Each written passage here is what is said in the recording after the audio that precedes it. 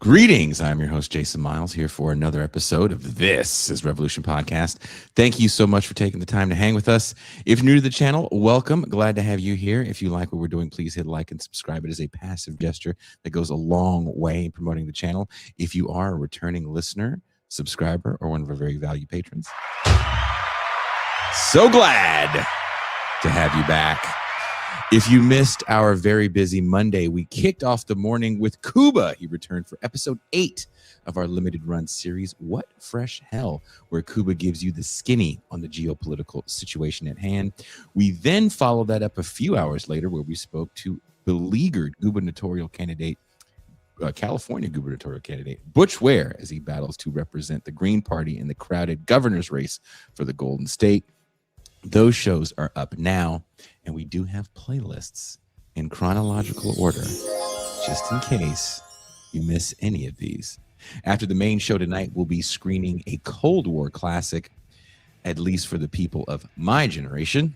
We'll be watching Red Dawn, the 1984 Brat Pack Goes to War classic starring the late Patrick Swayze. Also, TIR favorite Bill Cody makes a cameo in the film, so it should be a fun movie night.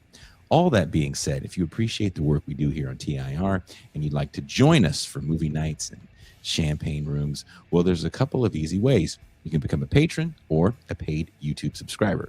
Your donation makes sure that TIR can continue to stay on air and bring you programming such as this. $3 a month or a one-time payment of $30 for the year is all it takes. Trust me, it's worth it. Now, let's have a fun discussion about what the hell is print day? Sure, you're asking yourself that question. We're going to try to help answer it.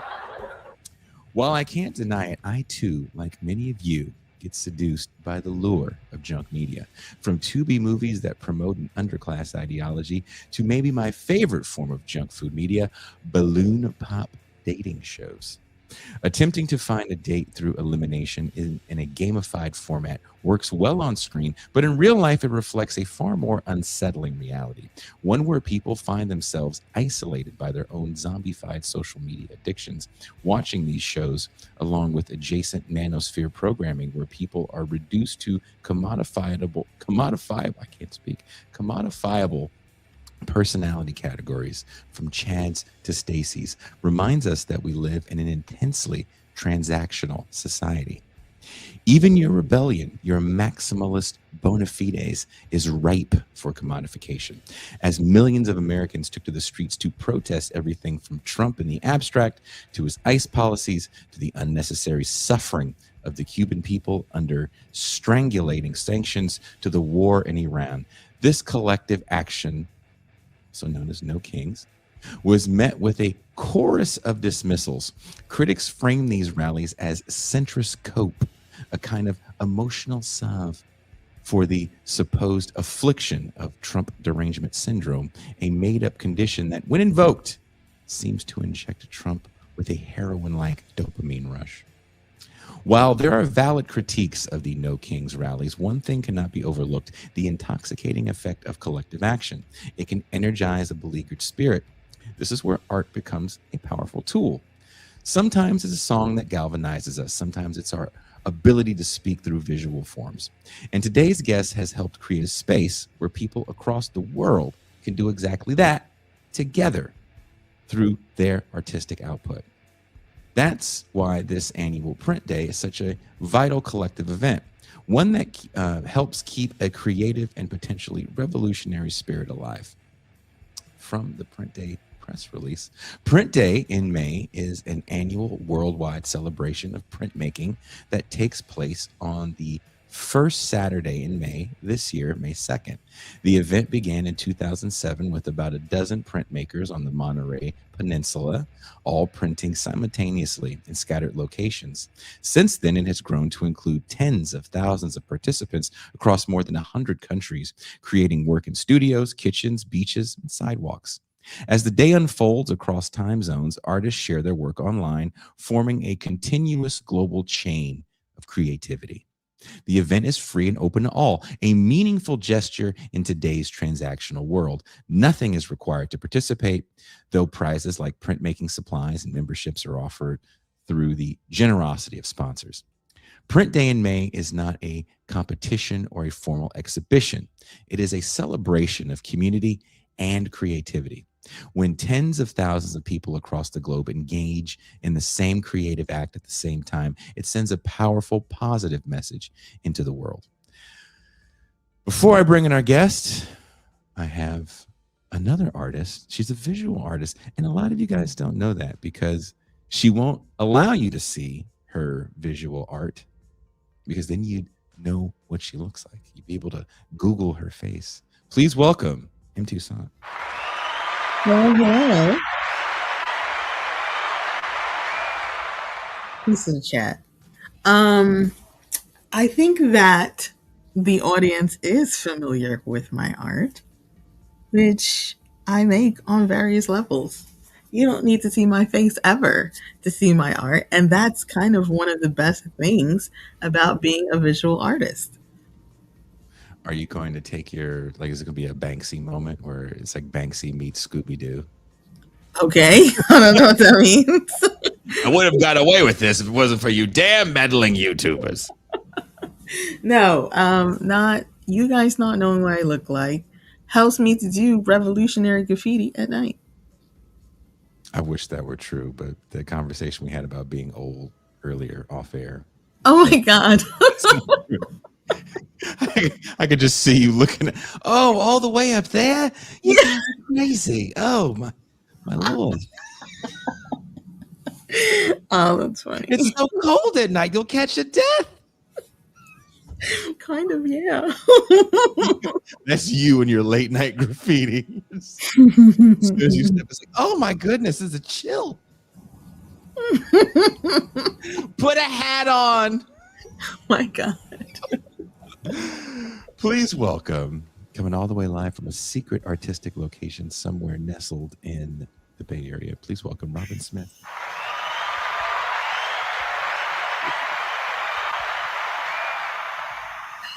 Wow, I love that cheering crowd. Right? Yeah. It gets you ready to go. Gets you ready for the Mm-hmm. Toussaint, since you are the resident artist here, do you want to ask the first question? Do you want to kick this off? It's sort of not. Let me see. I had two questions I really, really want to ask. Let me ask about your background. So I should, I guess, tell you my background.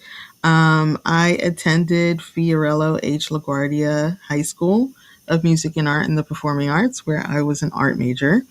And then I went to a Fashion Institute of Technology, where I was a fashion design major. But you have an MFA in the arts, and I'm kind of fascinated by that. What is it? What does it feel like to have that? You're like just sort of a doctor in arts. The doctor is in. Well, I grew up in New York, so I Nice. know of what you speak. And I went for my BFA at Rhode Island School of Design when I was 16. So I knew Wow. from the very beginning that this is what I wanted to do. Mm-hmm. There wasn't really wasn't any choice. And then I moved to California, mainly out of California dreaming, just needing to be somewhere other than the sort of staid approach of the East Coast that I was not feeling comfortable in. I never had. So I moved out to California, and eventually, after a couple of years, went to graduate school at San Jose State University, and I got a degree in painting there, and then another degree in ceramics and sculpture. We called it spatial arts. And you know, I think there's something about academia that for me just worked, because as soon as I got out of graduate school, I started teaching in a community college system in California. And I loved being in a system that wanted to educate everyone, that it was open access. my approach to it was really sort of community college meets Rhode Island School of Design. I appreciated and wanted very much the full access of community college, but I was really proud of being a professional artist, and I wanted to bring that to my students, and I feel like I did. So that's probably what I'm most proud of in my career. I remained a studio artist the whole time, and I still do. I've retired from the community college, but I teach out of my studio. Education is the most important thing for, a healthy populace. And so I stay in it, and I'm really thrilled to have the background that I have, because it just means that my knowledge is broad. Hmm. Yeah. Did you want to follow up on that, Tucson? No, I think that's really cool, and that's like a really good way to I guess think of it. I don't know. To me, that's like a lot of hours in school, but you you went to this, like, that's a famous school, Rhode Island School. Yeah. At Yes. 16. Yeah, I was very driven. It was either we wanted to be a horse trainer or an artist, and Those are two very different things. Mhm. well, I kind of looked at it and said, if I'm an artist, I can ride horses in my spare time. If I'm a horse trainer, it's all consuming, and it's a short career. And you grew up in upstate New York, I'm assuming? Or I grew up in Portchester, New York, right on the Connecticut border. Okay, because I was going to say, I don't feel like there's a lot of just horseback riding randomly in the boroughs. There was at the time, not anymore, but that whole horse culture was everywhere. I mean, there was a stable in New York City. You could ride in Central Park. Mm-hmm. It was much more ubiquitous. I mean, Westerns were on TV, and horses were part of the culture. But do you remember that, Toussaint, when you were playing double dutch in the street, breakdancing? I did know about some stables, certainly about like historic stables that were turned into gigantic, expensive lofts and that sort of thing. Right. But there also used to be horses in Central Park, and I know that Pieta was very upset about that. Oh, really? Yeah. So they ruined your horse riding experience. I have been on a horse before, but like it wasn't in Central Park, and the cops are still on horses. Was that why you were on a horse? You got arrested by a cop on a horse? Or? No, I went to the pumpkin patch as a kid. It was like upstate or something, and we would get pumpkins and sit on hay and like ride horses and stuff. And you said pumpkins because you teased me about saying crayon. Pumpkin. You said pumpkin. You said pumpkin. You stop it. Crayon is weird. Crayon is fine. Crayon is how you say it. Robynn, all the art history background now out of the way, what prompted you to start this print day? Well, it was sort of one of those situations, so many of them, where the arts got caught in a funding crisis in the state of California. And I had this wonderful community of people in this community college. And I had been teaching there since 1989. So it was, a very healthy bunch of people. Many people, we had 14-year-olds, we had 95-year-olds. I mean, everybody was welcome. And in the early 2000s, there was yet another budget crisis. And the state of California determined that they didn't want people who already had degrees to get another free education. So they started charging a lot of money to people who already had advanced degrees. And at the same time, they said, if you've taken a class once, you can't repeat it. So, for example, if you've taken aerobics, you can't do it again because you're already aerobicized. So, So these two things didn't really affect the math department at all, but the arts super suffered. And we lost a tremendous amount of people very quickly over about a 2-year period. They just were no longer in our lives, no longer at the school.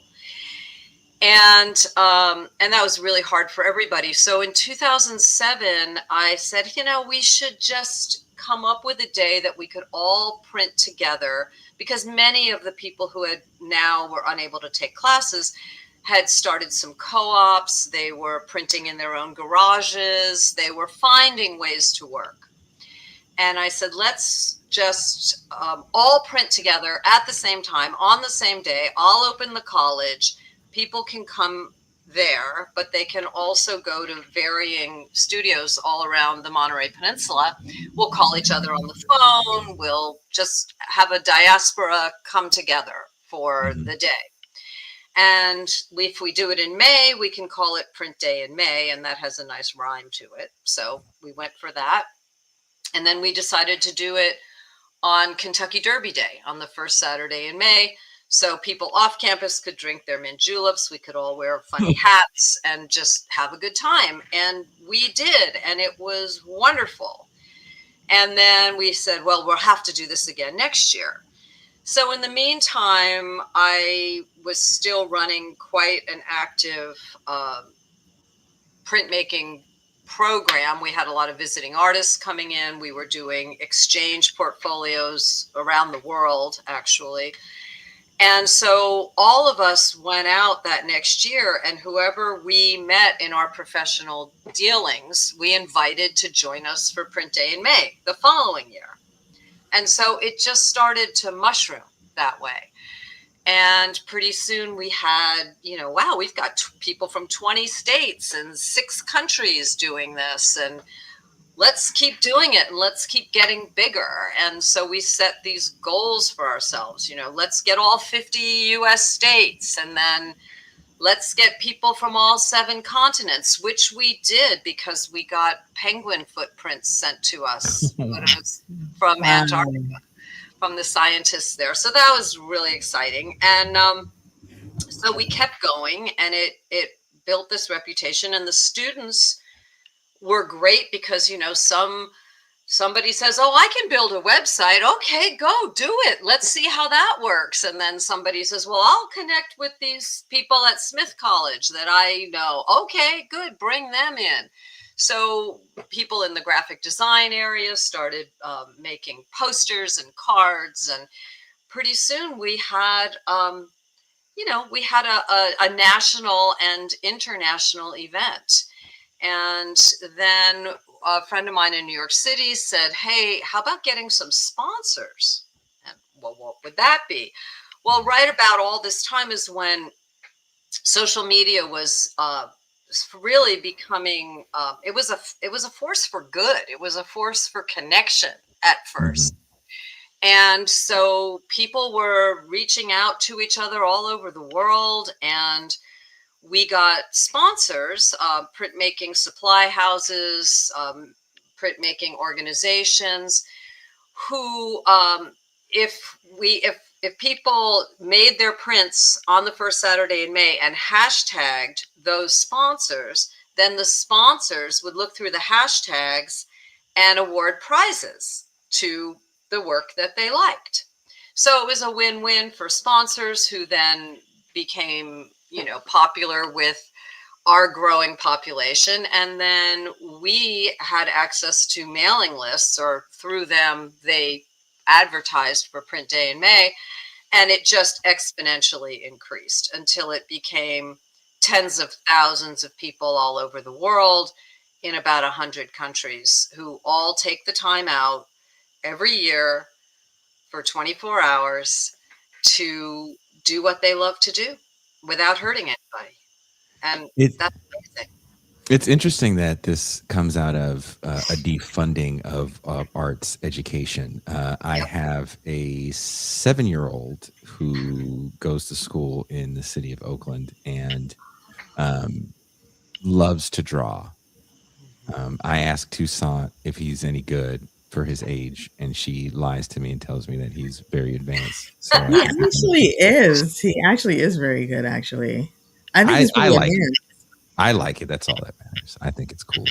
But and he loves it. He loves to draw. And right now he's at an age in school where some of the projects are going to be centered around art.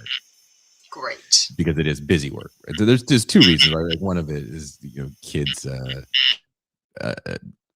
like to draw, even if they're not that good at it, but also it can become kind of busy work to keep them quiet. But a thing that I enjoy about his enjoyment for drawing is that it's not a career path for him. It's just something he likes to do. I did music for years. It was something I liked to do, and it became a career path, which became kind of an obsession, which, you know, isn't the best obsession to have if you want to make a living. But all that being said, can you kind of speak to what we lose when we defund arts in schools? Yes, I can. There are so many aspects to this. I guess one of the things that's very close to my heart is that I watched people for decades come back to school at community college and say, I can't believe I gave this up when I was younger, because this is really what gives my life purpose. So developing passion, developing obsession for something that gives meaning to one's life is so important. So first of all, there's that. I think it's really important to keep a population in touch with themselves and in touch with their creative selves. On a more practical level, I can say that, you know, being close to Silicon Valley, our school, we always had Silicon Valley recruiters coming to the college. They would immediately bypass the computer science people because they said, we can teach that. We can teach people how to use computers. We're not interested in people who just know how to use computers. We need thinkers. We need people who can creatively solve problems. And once we know we have them, we can give them the tools that we need for them to use. So just on that level, everyone, every profession, you know, everything that runs our world needs creative thinkers. And when we defund the arts, we not only lose that, but we lose people, lose any pathway. They lose a pathway to themselves. They lose a pathway into society. And there are so many different ways of learning. We've finally come to understand that. When I was in school, no, this is how you learned. You did this, you did this, you did this. If you couldn't do that, you were tracked low, and that was the end of it. But now we know better. We know that people learn in a million different ways. And we need to allow them that access to learning. And the arts in general, is a very important gateway to any kind of learning for millions and millions of people. So that would be the beginning of what I would say. Toussaint, I'm sure you have something you'd like to add to that. No, that's awesome. I just like hearing you talk about this stuff. I have I guess a separate track, a separate question. Why printmaking? Why not watercolor? Or I just found some India ink in my apartment today. Or like pencils. What is it? Yeah, what is it about printmaking? That's a fabulous question. And I have to tell you that in my whole formal education, I never did printmaking. I did not start making prints until I was already teaching in the state system. Once I found it, it was so addicting. It blew my mind. So the thing about printmaking is from Print Day in May's perspective, which is kind of my perspective, anytime you take a mark and transfer it from one surface to another surface, you're making a print. And in that transfer, magic happens. Just absolute magic occurs. For one thing, whatever you're transferring, it's backwards when you get the piece. So you're already, sort of mystified and amazed by what's happened. You've already stepped back from it and allowed the process to become a big part of what this piece is. So that's wonderful. The other really major thing that happens is printmaking is often quite collaborative because it takes equipment and it takes materials.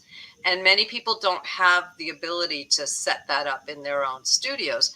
So like working in clay, working in glass, people come together to make prints. And printmaking has this wonderful history of sort of democratizing the dissemination of information. So we have a very proud history in protest and a proud history in education. And that becomes part of it. The sort of way that print allows communication, collaboration, and magic. Those three things come together, and it just is worth celebrating. Somebody wants to know what's your favorite print so far. My favorite print? Oh, it's always the last one I just did. Great answer. It's true. I'm like, I've got this print back here. I'm like, I love it. But, then I'll do another one tomorrow. I might love that one even more. I don't know. How has the meaning of Print Day evolved as participation has expanded to over 100 countries? Well, it's really interesting the way it tends to be a reflection of the zeitgeist of each year. 2020 was incredible for Print Day in May because people were working in isolation. And when May came around, artists were just so thankful that they were working with others. And we got testimonials and things on our blog, and people were just so it just helped them. It was like collective therapy, and it was just beautiful. People made prints about their people that had died. They made prints that they offered to the frontline workers. It was amazing. And then in 2022, we said, hey, how about prints for Ukraine?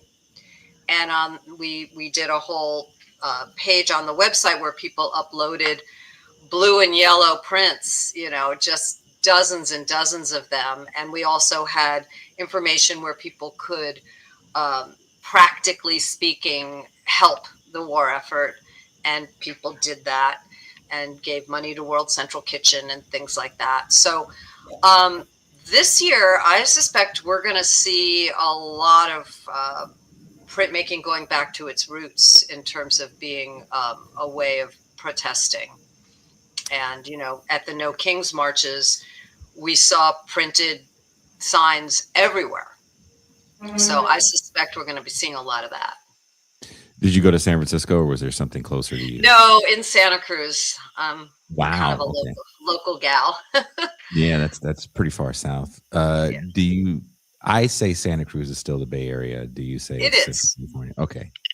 Yes. There you go. We like to think of ourselves that way. Robyn and I agree. Santa Cruz is the Bay Area.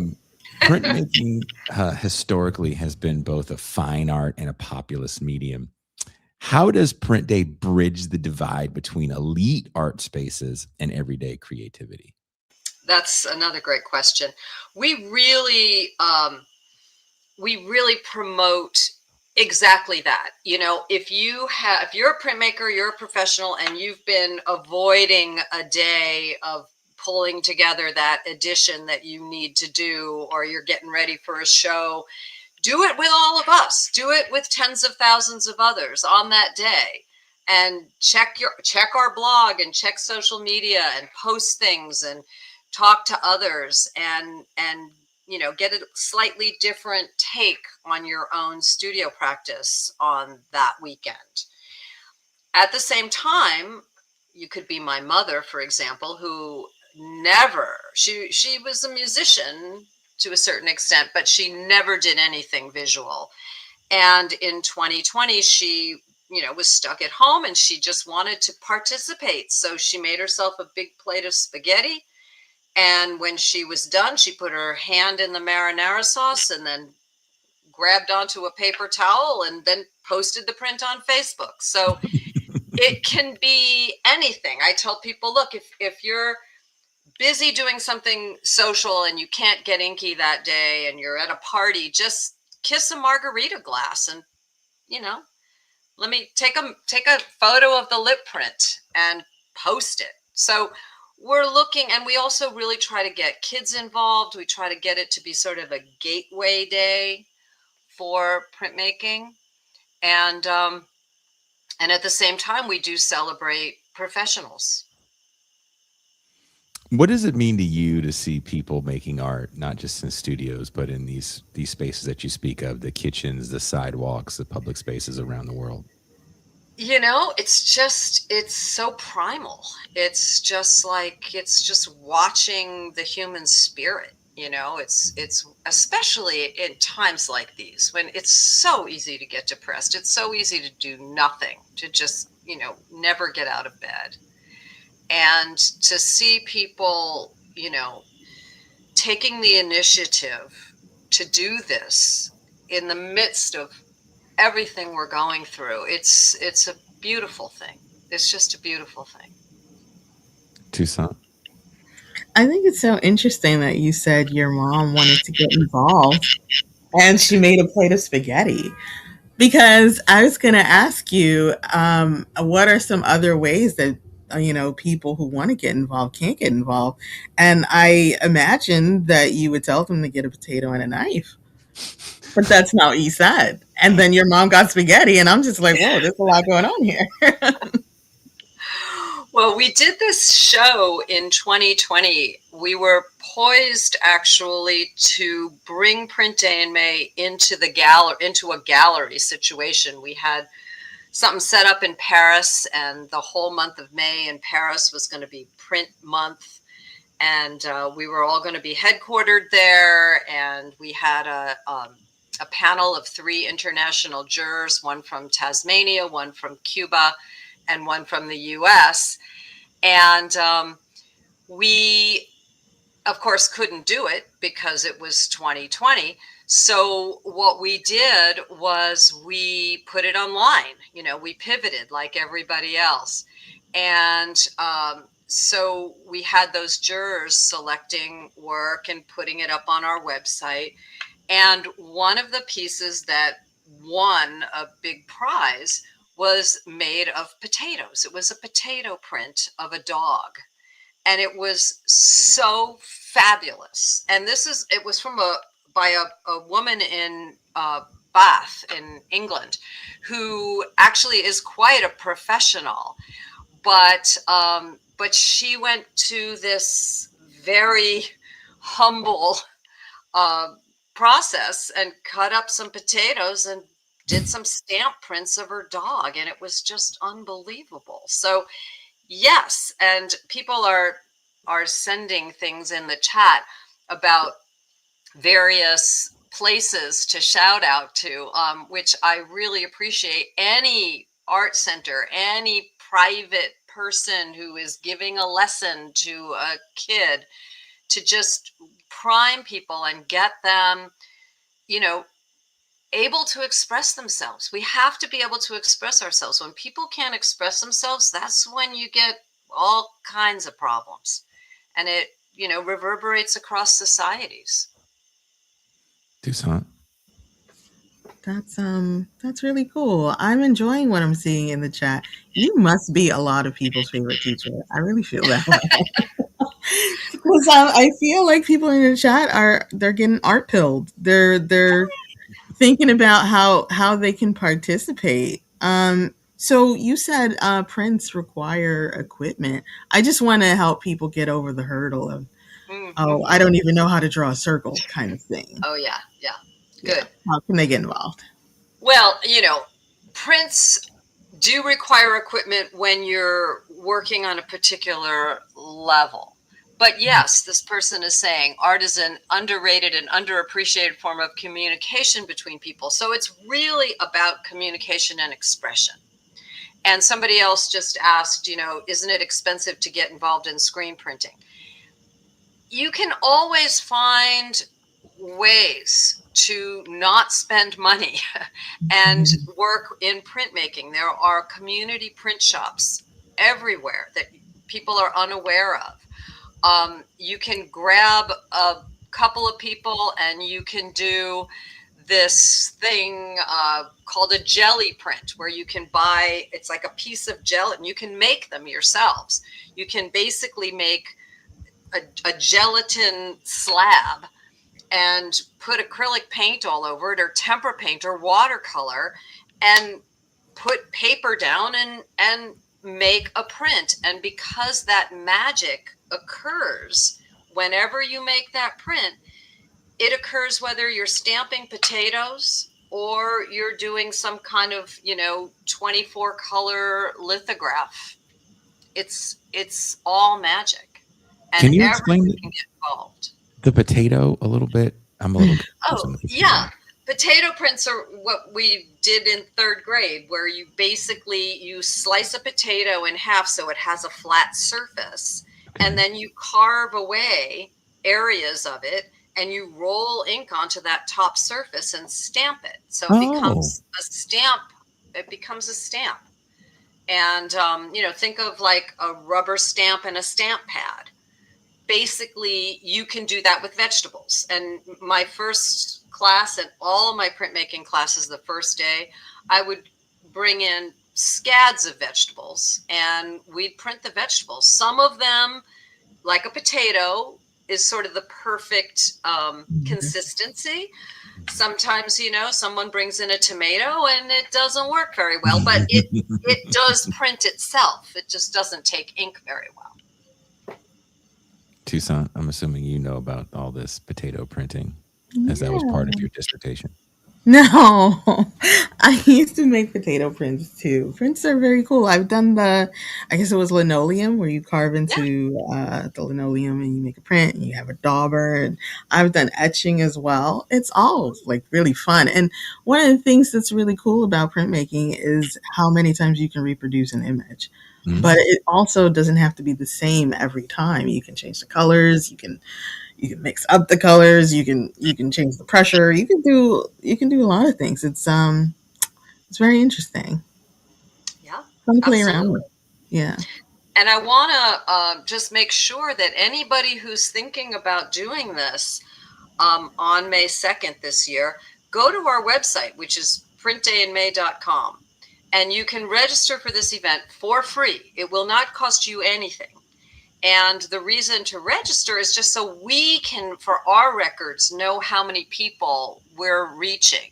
And we do send out newsletters a couple times a year.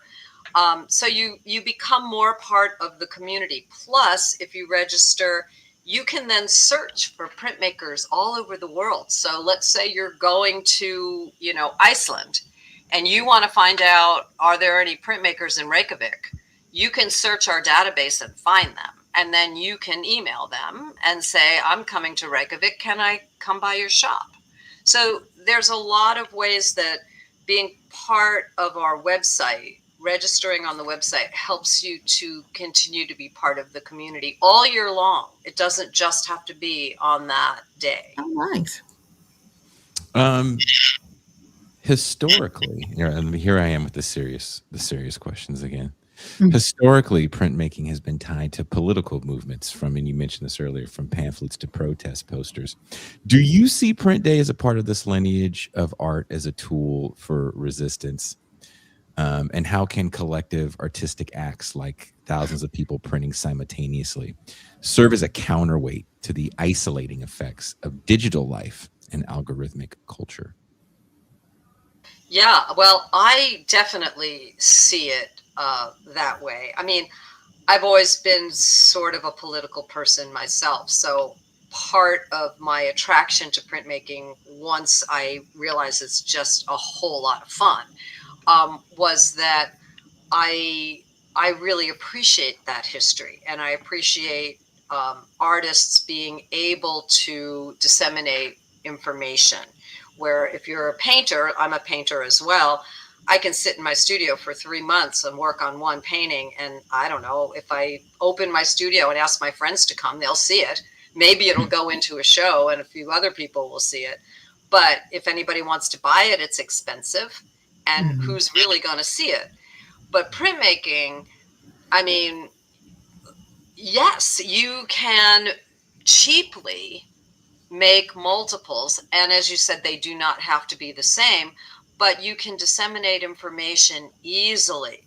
You can get imagery and text into the hands of many, many people all at the same time.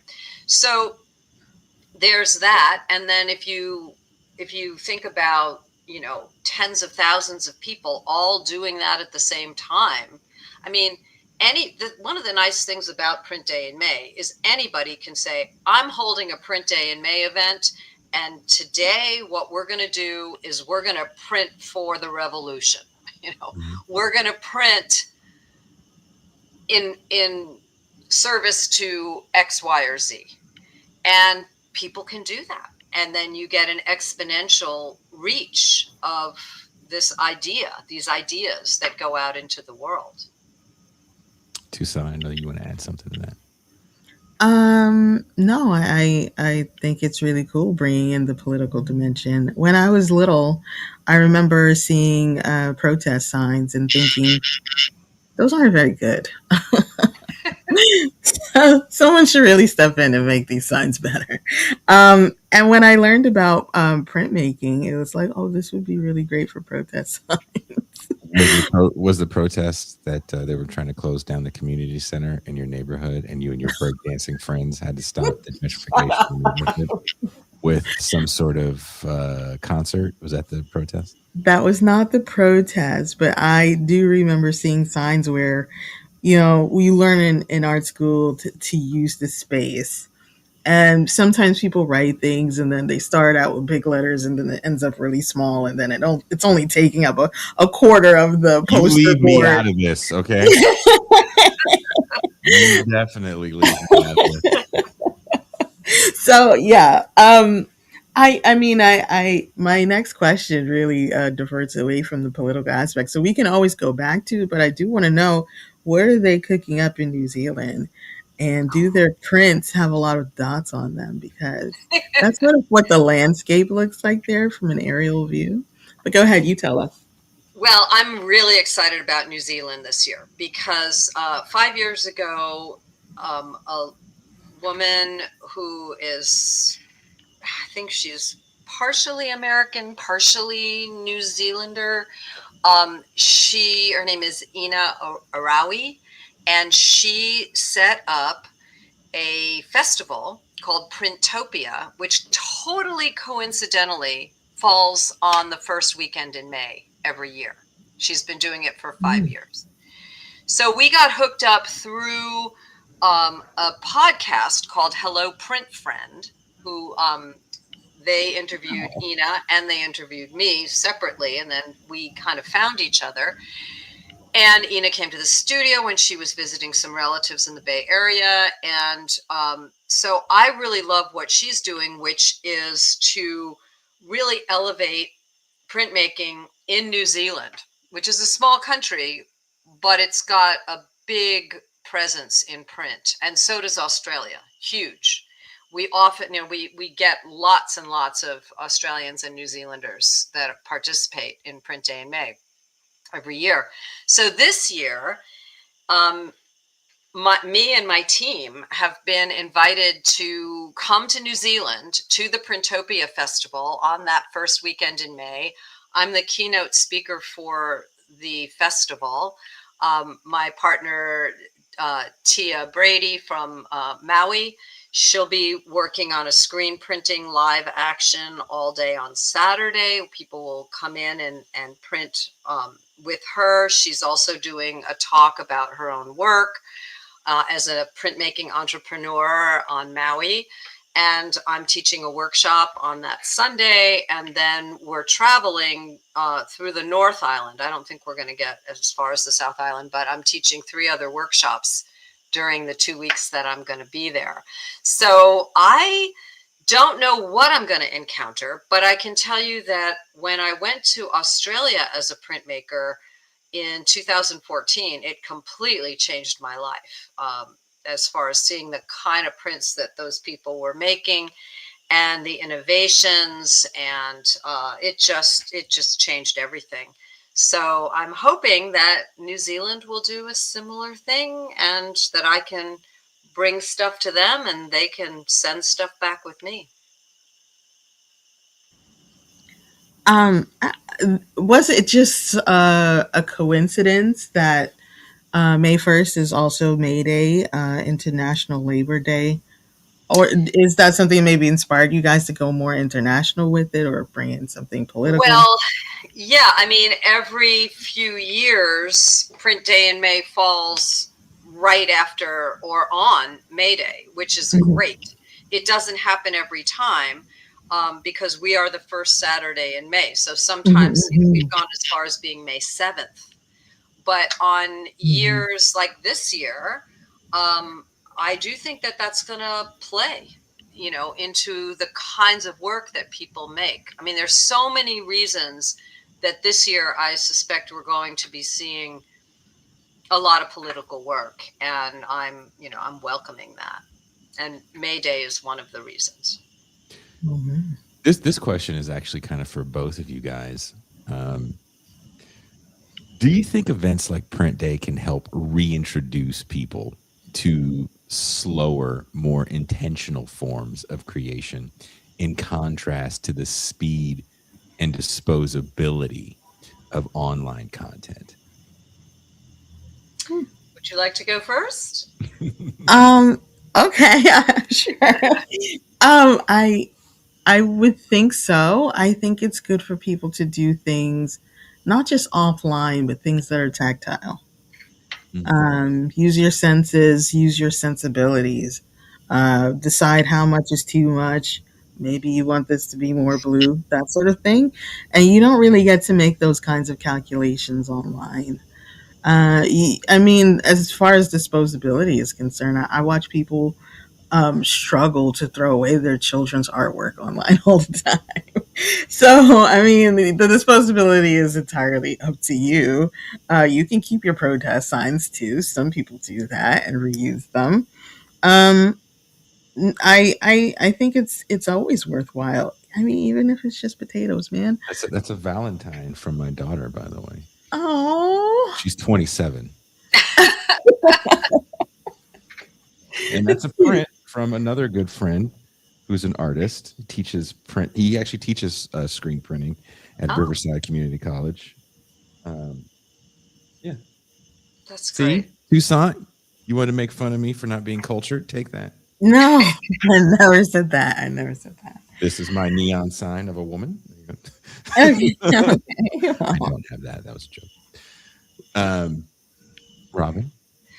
Well, I totally agree. I think one of the biggest issues is that people need to get physical and make things with their hands. I mean, that is something that people have been doing since people became people. And the first cave paintings actually were stamped, were printed, because that people's handprints went on the inside of those caves.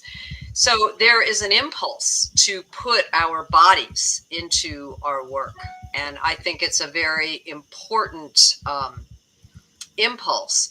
Interestingly, with Print Day in May, 2007, a bunch of old ladies, we didn't know anything about social media. We barely had phones. We have, few of us had these little flip phones. And, at that time, social media was really kind of a beautiful thing as we all went back in the past and found people that we had lost. And we were really celebrating this free communication. And of course, it's completely changed. And that's one of our biggest challenges right now is, how do you buck the algorithms and get the word out? Because they just want us to pay, just pay to boost your posts, pay. Yeah. And so it's really an interesting,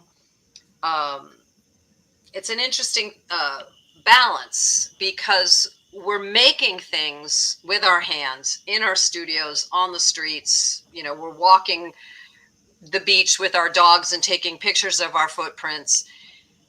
And all of that is really analog and really basic. And then we're using the computer, we're using the internet to get the word out. So for this particular thing, for Print Day in May, it's essential to have both. But it is essential to have both. And that means to actually, pick up a pencil and draw on a piece of paper, make a mark somewhere that is not with a mouse. It's just essential. And I always think about that movie, Wall-E, that had the animated film where people no longer have necks, and they don't have feet because they're just sliding around on their chairs, chairs the whole time. And I see people walking, down in crosswalks, like this. And it's like, we're not going to have necks after a while. So, just to keep our necks and to keep our hands, we have to use them. It is interesting how, I don't know if you guys have been following the media fascination with a young man who goes by the moniker of Clavicular, who's a 21-year-old influencer in the manosphere space, which is a pretty wide space. But he had an interview recently with another young man that's probably wasn't much older than him, a guy named Andrew Callahan, who has a very kind of gonzo journalistic YouTube channel called Channel 5 News. Of course, there's no real Channel 5. And he was interviewing him almost in a adversarial way, because I could see that he was a little annoyed with this Clavicular fellow, because he's so, how can you put it? At a certain point, you realize that young people are just doing things for the attention. I don't really believe this kid's hitting himself in the face with a hammer 100 times a day and smoking meth as a fat burner like he says he's doing.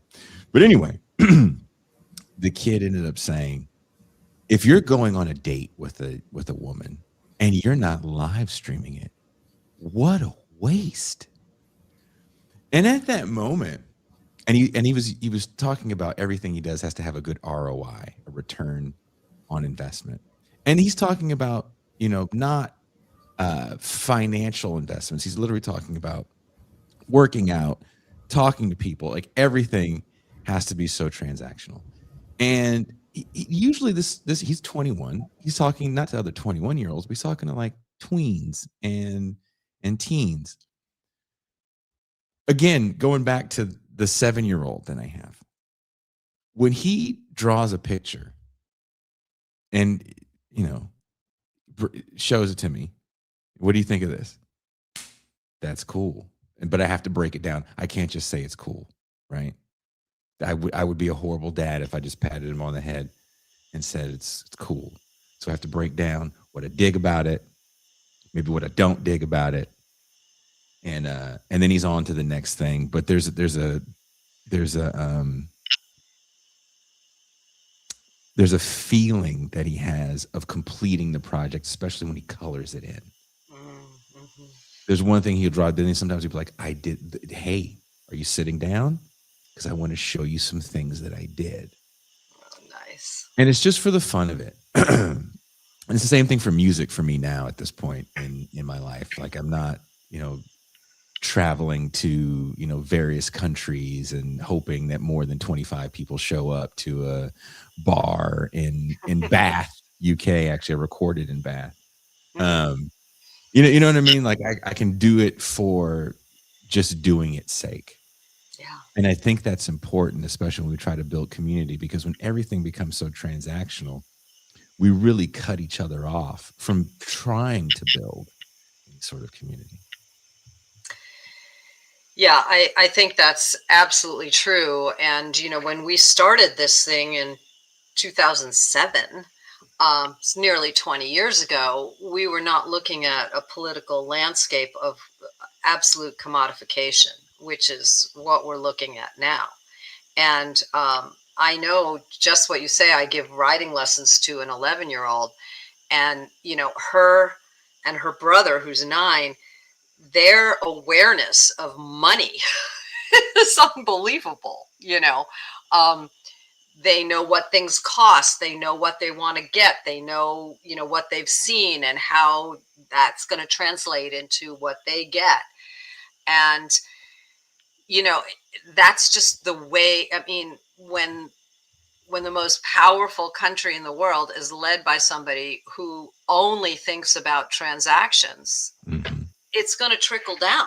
And the scary part is, how do we get a younger generation like your 7-year-old to just do things because it feels good, it feels Mm-hmm. right, it's nice to finish something, it's good to take pride in something.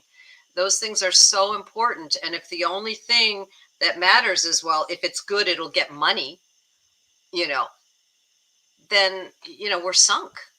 Like, I don't know. It's that, to me, is one of the most depressing parts of what we're all going through right now, is that commodification and that transactional nature of our politics, Of our world. Toussaint, you want to add our anything to that world. before we go? Yes. Yes. I have two questions. The first Uh-oh. one, since you want to talk about clavicular, I want to ask Robin about analog bags. I don't know if you've heard of this. You do spend a lot of time with the young folks, but this is a 2026 trend, it seems. So, an analog bag is a curated tote bag filled with screen free offline activities designed to combat doom scrolling and Oh, encourage slow living. The bags contain items like books, journals, knitting, art supplies, all that sort of thing for you to do in your downtime. And it's very interesting that young people feel the need to get an analog bag. But what that started to become is just more consumption. And I feel it's the same with the coloring books. I don't know if you've seen the coloring book trend. So people decided to get, I guess these are adult coloring books. And then they started to buy all the chart pack markers, the Prismacolor, the Oohoo's. And now you've got this $200 set of markers, and you're doing these incredibly elaborate shadings and different themes and on these coloring book pages. And I just wondered if you came across any of that, and what you think of it. Is it depressing to you? oh, hold on. Sorry, you're muted. Now you're Okay. unmuted. Sorry, you're It's unmuted. it's depressing, but then it's not depressing. Um, I think one thing that I learned from the pandemic, and I'm a very social person and I'm a very busy person, and I had just retired from teaching right before the pandemic. So being, at home with nothing to do but everything I wanted to do, it was very, getting slow was very, very hard for me. Now I kind of almost have nostalgia, not for, the death and destruction and illness, but Mhm. for just waking up and not having 20,000 things I have to do that day. So I have a real appreciation for how difficult it is to slow down and how difficult it is to leave a screen, because they are addicting. So I kind of like the idea. Um, I think that, like everything else, it can become swag for, a company that wants you to buy its pencils. Mhm. Um, but on the other hand, at least they're using pencils, you know? Mhm. Um, so it's, kind of a mixed bag, so to speak, but I think that there's something wonderful about people feeling that need and feeding that need instead of Mhm. ignoring it. That I like. Nice. My last question for you. Uh, just pick one. Leonardo, Donatello, Michelangelo, or Raphael. Oh, uh, well, I was a huge Michelangelo fan, Hmm. for my whole youth, huge. And when I saw the Pieta, okay, I'm going to date myself completely, as if my face doesn't already, but I saw the Pieta at the 1964 World's Fair in New York City, and Wow. it took my breath away. I mean, it Hmm. knocked me out. So I would have to say that.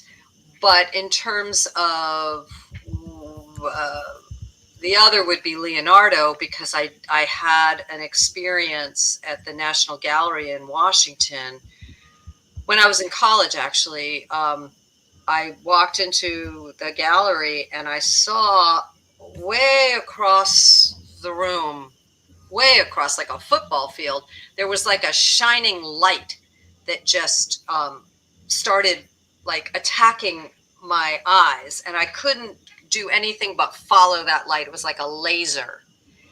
And I followed it to a tiny little Leonardo portrait that, again, just felled me. So, it's kind of a toss up with those two. Raphael and Donatello, yeah, I love the sculpture, but I don't know. I think it's Leonardo, Michelangelo. Sorry, I can't choose one. That's really good. Best David? Oh my God. I mean, Yeah, hands down. weeping tears to see Mhm. that piece. Weeping tears. Yeah, okay, now that you bring that up, there we go. Okay. Yeah, that's like a seventh wonder of the world. Unbelievable. Does the third leg bother you? No, Okay.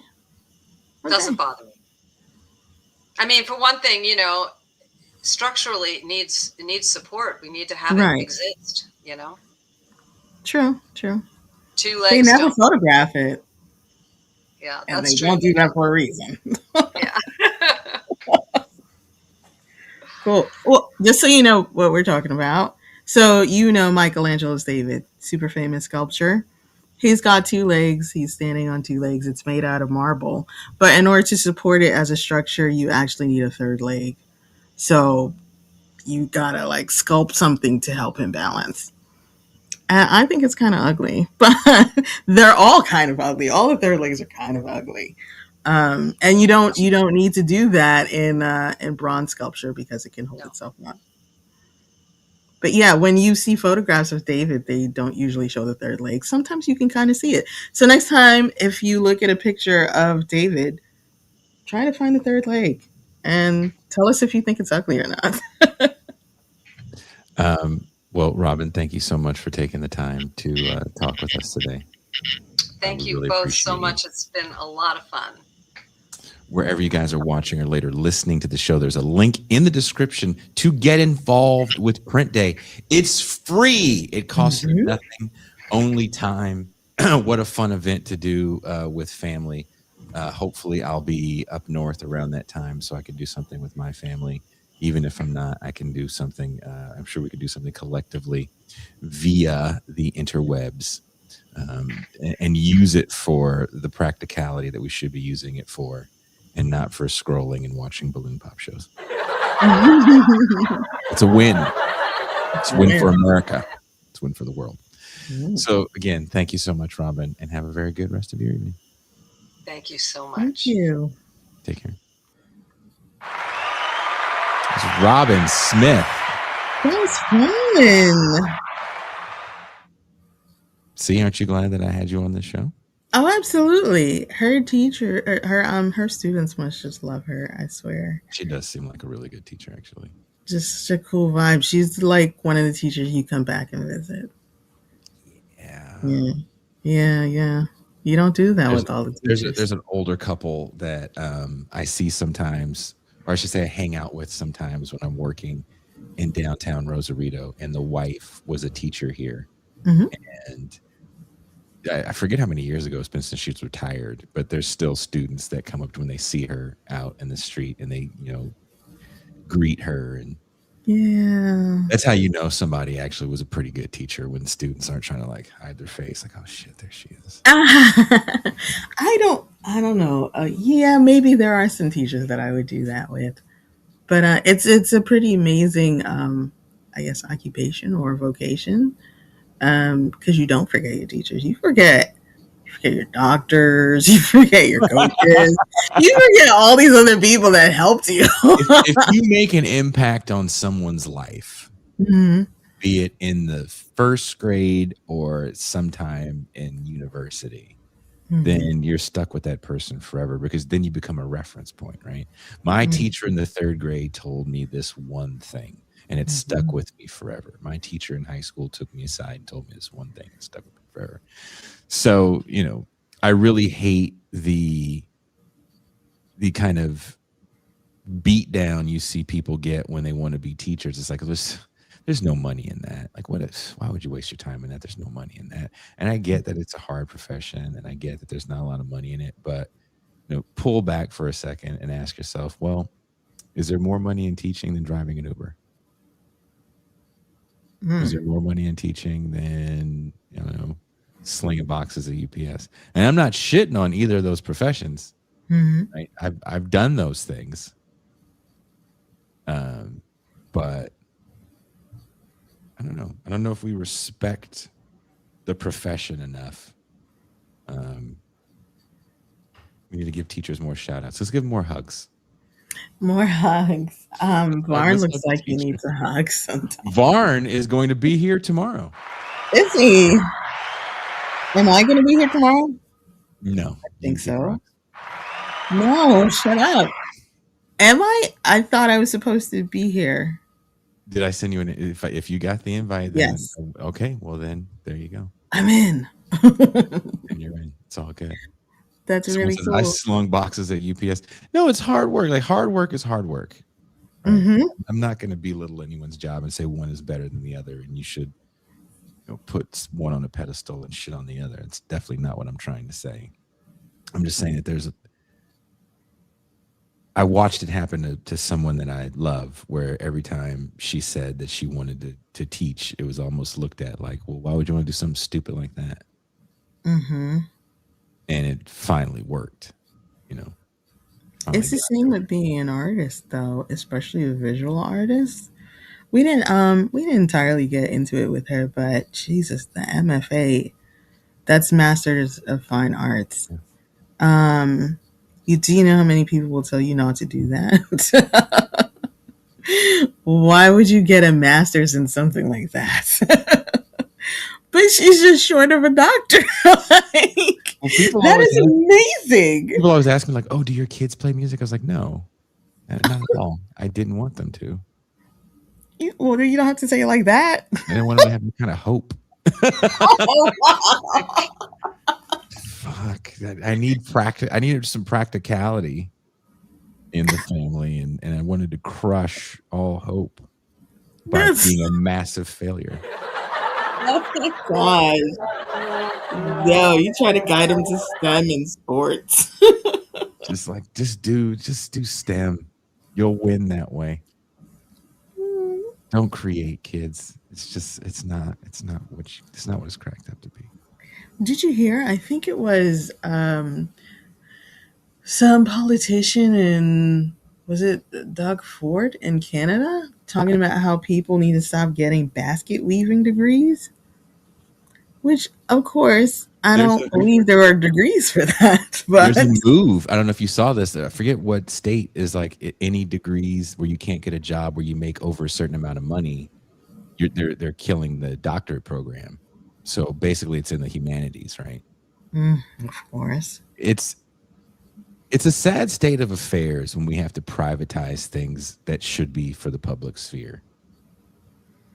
When you see little kids do art, Hmm. it does something to you. You're just like, oh man, these kids are having so much fun. Like my daughter is watches kids is one of the things that she does, and sometimes she calls me when she's with the kids that she's watching. And the other day, she was letting the kids be beautiful or fabulous. I'm sorry, fabulous. Hmm. And it's these two little kids, and she was like helping them paint their nails. Hmm.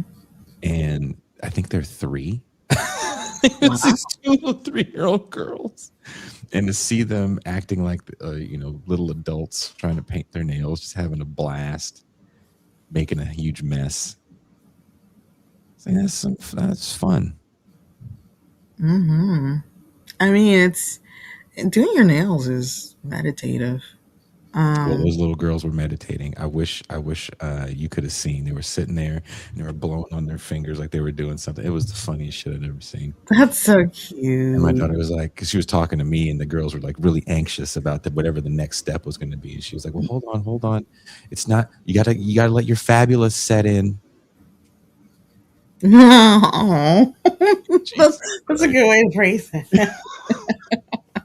Just sending these little divas back to their parents. When I got my nails done as a kid, I actually went through some pictures recently, and because I wanted to send one to my cousin, I came across one of me and my sister in Brooklyn at my aunt's house, and she was doing my nails. And she had this little plastic thing for me to put my hands on, and she was doing my nails, and I used to always act like my nails were always wet after the nail polish on them. So I like pick up things really carefully. It's Yeah, these kids. I'm sitting there looking at these goofy ass kids. I'm just like, oh my god, this little girl. Where did she get this from? Definitely not me or her mom. We weren't I'm gonna funny. send you a coloring book, Jason. What'd you say? I'm gonna send you a coloring book. Please I'm gonna send you an analog bag Please don't. and a coloring book. I will hunt you down if you do. I will hunt you down in New York, and I will definitely shake the hell out of you Why don't you want to color? in front of a bodega. I want Don't my you life remember? gray and depressing. Don't you remember coloring? Um, yeah, my grandma was real big on giving hot shit about the things that I did artistically. Oh. To the, I wouldn't say that she gave me a false sense of accomplishment, but I think I told you the story about she taught me, my daughter, and then the oldest son like how to read and potty train and stuff like that before she passed away.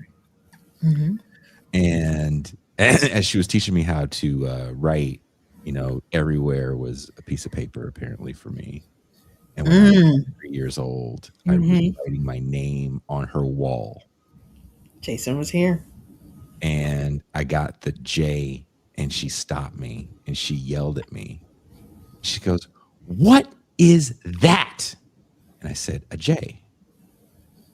And she laughed, and she never covered it up. Oh my gosh, that's so. I have a similar story. I actually took nail polish as a child, and I made a little mural on the wallpaper, and it's still there. Because what are you gonna do? Put nail polish on the wallpaper? You gonna lose everything. Yeah, it was.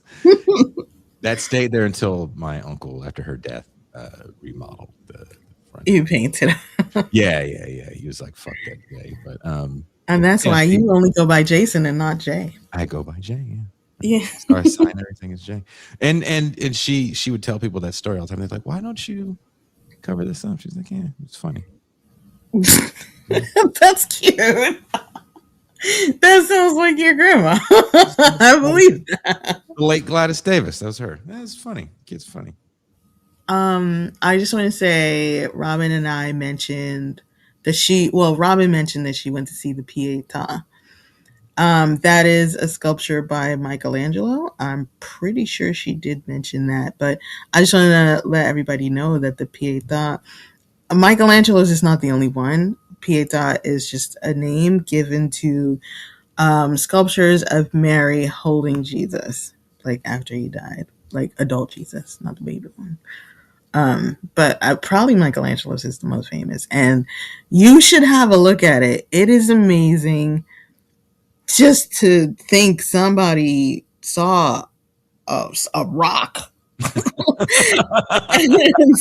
Michelangelo is known part of his process, or at least maybe part of his mystique. He says that I see some stone and I see a sculpture inside, and I just need to free the sculpture inside. So he needs to, sculpt away the rest of the rock to reveal the sculpture in there. And just the amount of detail is just incredible. And it must have been so cool for her to see that. She said 1964. I'm thinking she was 8. So yeah, we're over here trying to figure out how old Robin is. Like, old is Robin? Because look, I she looks like her picture. I don't. It doesn't say how old she is. I'm not going to ask her because it's not relevant. You know. But then I'm thinking, how old is this woman? I know. Everybody in the chat trying to do math. She is.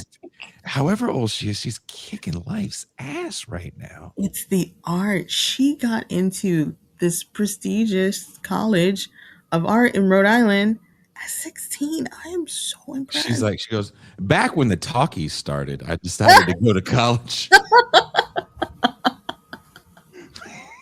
I took the train down to New York City. I took the motor carriage to New York City. That's so cool, though. It keeps you alive. If you create, there's so many older people, because I live off of the artisanal part of the main boulevard here in Rosarito, where people do woodworking sculptures and definitely a lot of clay stuff and metal work and just crazy art. It's like a couple miles of just art. And they actually are making the stuff you see them sell right there. And, a lot of them are older. I think there's something about creating that just keeps you alive. Oh no, where'd you go? MT, what happened? Sorry. StreamYard does this thing where it doesn't let me comment if I link my Facebook. So I was in another window. Oh my God. All that to say, no. But I had to mute it. I had to mute it because there were sirens. Sorry, I'm distracted by a chat. Every show you're on. What? The only thing I hear is the Victim of the Ghetto song every time. Victim of the Ghetto? You stop. Yeah. There's sirens, N-words fighting, N-words breakdancing. There's just something N-wordy going on behind you. Oh, stop it. So I was going to mention another statue for her. She got her her bachelor's in ceramics and sculpture. So there's another sculpture by Bernini called The Ecstasy of Saint Teresa. So when I'm looking through her bio and stuff and seeing that she did a master's, I'm just like, what is that like? That must be amazing. Was it like The Ecstasy of Saint Teresa? This is actually a sculpture Bernini did that is truly, truly remarkable, of Saint Teresa, who was just so into God. The sculpture is her in ecstasy, climaxing. That is what the sculpture is. Yeah. Amazing, amazing statue. And yeah. Is that what getting your MFA is like? Sounds really cool. Well, if we get famous enough, we'll get you an honorary MFA at our fancy art school if we get famous enough. I want that. She's almost the Ben Burgess of art. That's that's pretty cool. I'm going to tell him that when I see him too. So you guys check out Bernini and the Ecstasy of Saint Teresa. Just phenomenal, phenomenal statue. It's good to take in art. It doesn't have to be, the Ninja Turtles that you check out. I did like the way you set that up. You are a clever. So clever. I wasn't going to include Donatello because a lot of people don't know he's not contemporaries with the other three. But then I was like, you know what, last minute, let me just throw it in because he's a sculptor and he has his own David. We did talk about the Davids. His David is like, Michelangelo's David is phenomenal. It's not the same. Donatello's is in bronze. We're checking out. Very different guy. Very different guy. What? You don't hear? What is this? Barnes MFA in New Racisms. That is hilarious. He made it in art. He's going to be down here. I don't know how long he's going to be able to stay because it's kind of a stopover as he's making some trips. Right. So if he can stay for a while, I will. Because I have 2 mics set up, I can definitely do the show, which would be fun to do it with Derek and I, because we're going to be talking with Alex Skopik of Current Affairs, who went down to the Nuestra Medica flotilla to deliver aid and kind of do some on the ground reporting of what he saw in Cuba. And that's really what I want to talk about. I don't really care about to get into why people care about what Hasan Piker wears, because I just don't care. The world does not revolve around him, and people need to stop giving a shit about his clothes, his hair, and anything he does. It's like, so what? So, Alex, did you get a peek? Does Hasan wear? Did you see Hasan? Yeah, Alex. When Hasan eats, does he is his mouth open? What does he smell like? Does he smell like winter? And I'm sure he doesn't want to talk about Hasan Piker's fucking underwear choices either. And it seems like these guys were not there for that long. No, they weren't. Yeah. You read about it and you hear about it, and it's like, oh, they're going to be there for like 3 months. No, they're already back home. Okay. That was fast. We have to go because the comments on the screen are making me giggle. Okay. He eats people food. I heard he eats people food. Does he shit like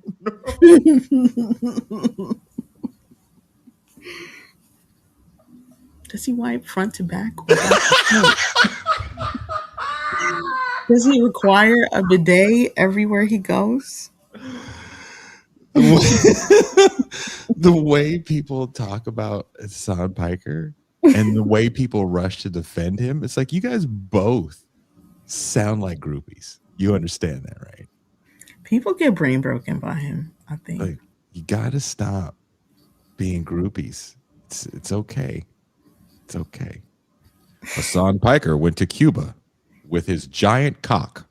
No, whoa. Whoa! That was unnecessary. We don't need to bring roosters into this.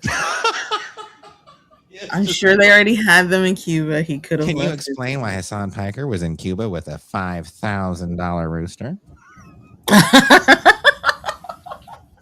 didn't know you were going to say rooster. That's funny.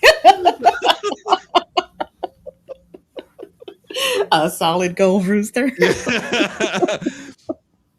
What a champagne socialist, Hasan Piker, once again. A golden rooster.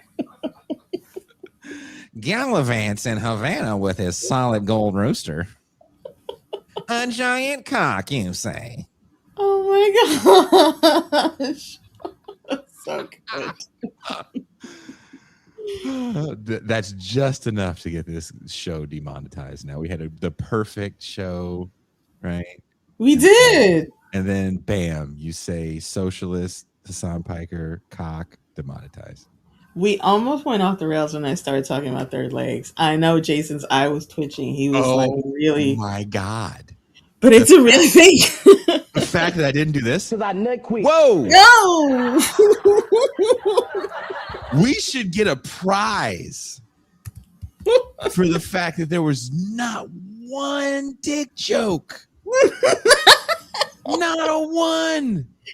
Oh, I'm sitting here thinking to myself, maybe I'm an adult now. maybe. And you know what did it for me? It's your fault.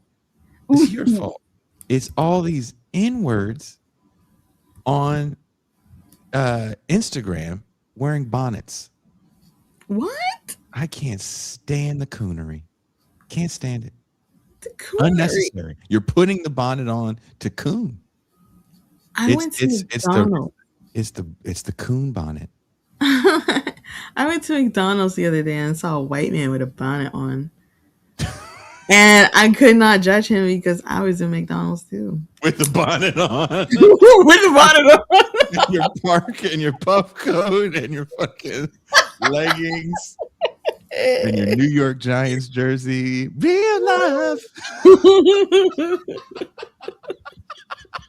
Real life. That's really like that's you. That's you.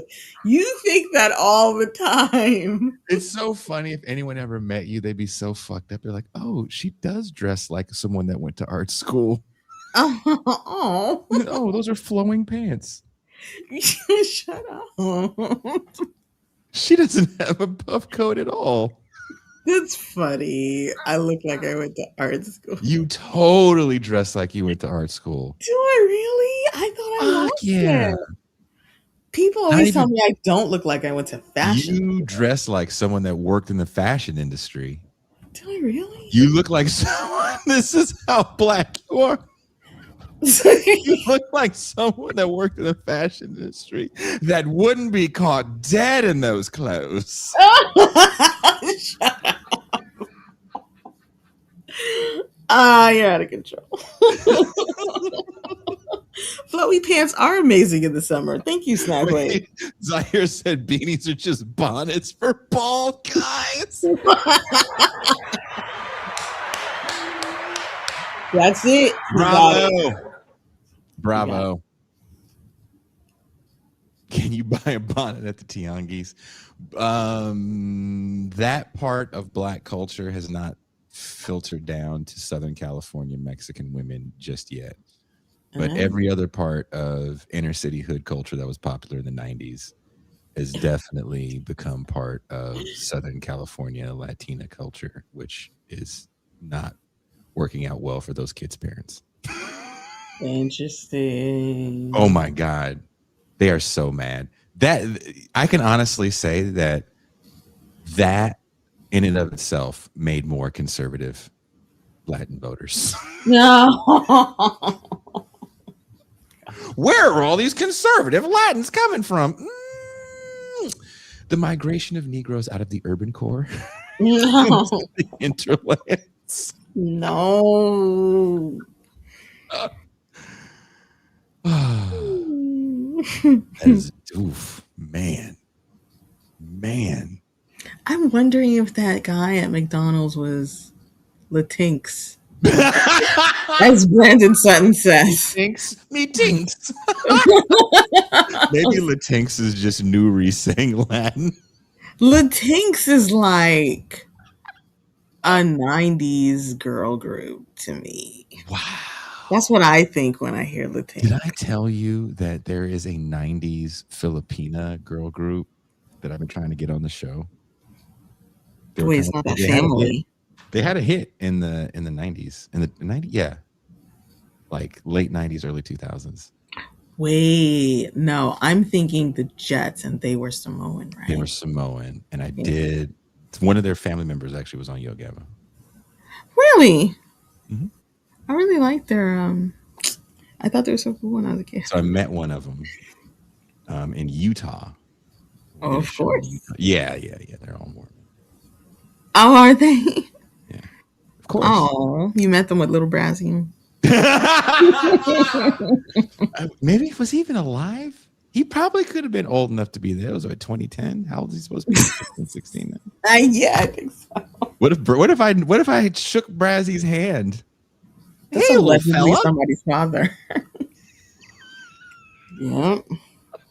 Hey there, little guy. Do you want to meet DJ Lance?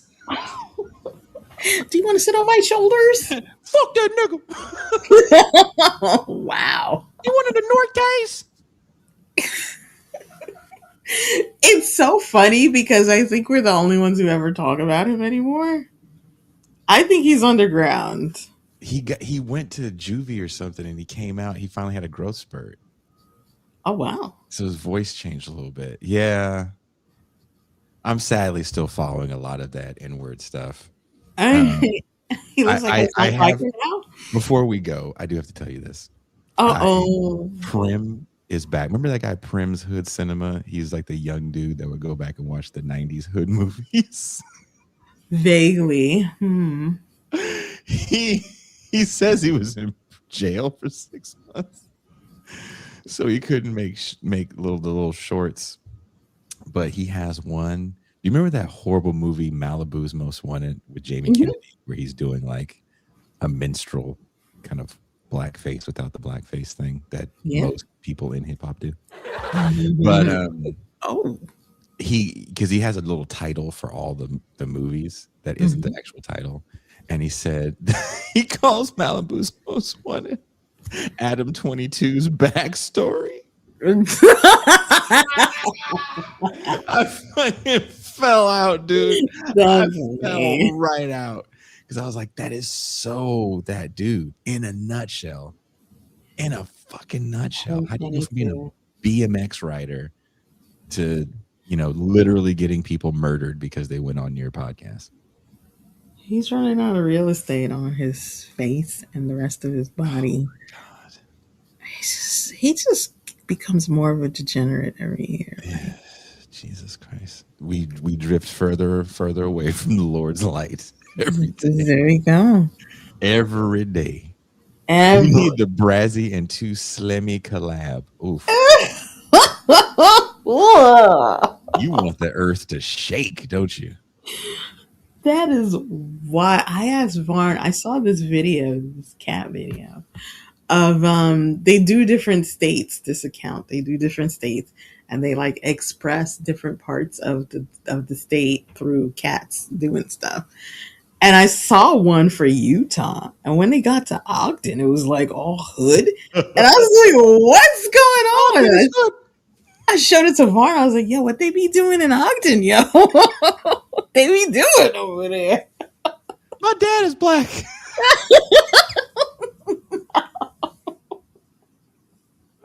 Why did he say that? Oh. Real talk though, that was the best Adam 22 interview ever, because the look on his face when he said his dad was black, all the drugs that he was on went right out of him. Like, I'm sorry. He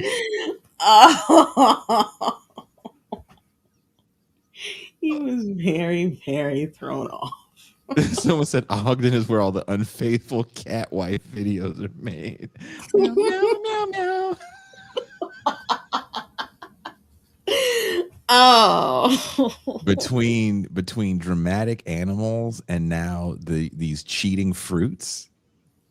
I can't get enough of cheating fruits, dude. Have you seen the one with the old lady? She's a banana and she's married to a tomato, and they're both old people, and she gets pregnant. And the tomato's like, there's no way it could have been for me. And then the old banana's having the baby. Wow. And you find out that the dad was an orange. It was a younger orange. A younger orange. I've never seen any of the fruit videos. I did see a dance-off between Erica Kirk and Drewski as Erica Kirk that I thoroughly enjoyed. The funniest thing about the Drewski thing is this other large white woman that likes to dance. People are saying, man, these Drewski videos are really getting out of hand. It's an actual right-wing white woman. Yeah. Yeah, it's oof. Wild. I don't know if it's him or a team of writers. I feel like it's probably a team of writers and then a lot of just goofiness on his part. But oh my God, it could have just been him walking out with the fireworks and the dancing would have been. The dancing was hilarious. Oh my God. The podcast thing, we talking about reading the Bible, hilarious. The fact that Erica Kurt got mad about it, He ridiculous. never said her name. Never. Because they're No. all the same Barbie. Yeah. They're all the same. Even if they have dark hair, they're the same blue-eyed, fashy Barbie. You know who said they enjoyed it? Hmm. Candace Owens. Of course she did. Because Yeah. dude, her interview with Kanye West is one of those things you watch and go, huh. Well, I see where LaRussell gets it from. Oh. Wait. What does that mean? What's the connection with LaRussell? Well, a kind of inflated sense of intelligence because of a certain amount of success. Mm-hmm. Like, I think I read, there's a friend that lives in the Bay. We were talking about the LaRussell thing, and he is not a fan. And I feel the same way about Kanye, and he feels the same way about Kanye. We've known about dude for quite some time as well. And there's this thing with people, and Anand Girdadas writes about this to some degree in his book Winner Take All, where a billionaire thinks they can do everything. Doesn't matter how they made their money, they can do anything. And when you listen to LaRussell talk, he speaks about his success in a vacuum. Like, there's a lot of reasons why he's successful.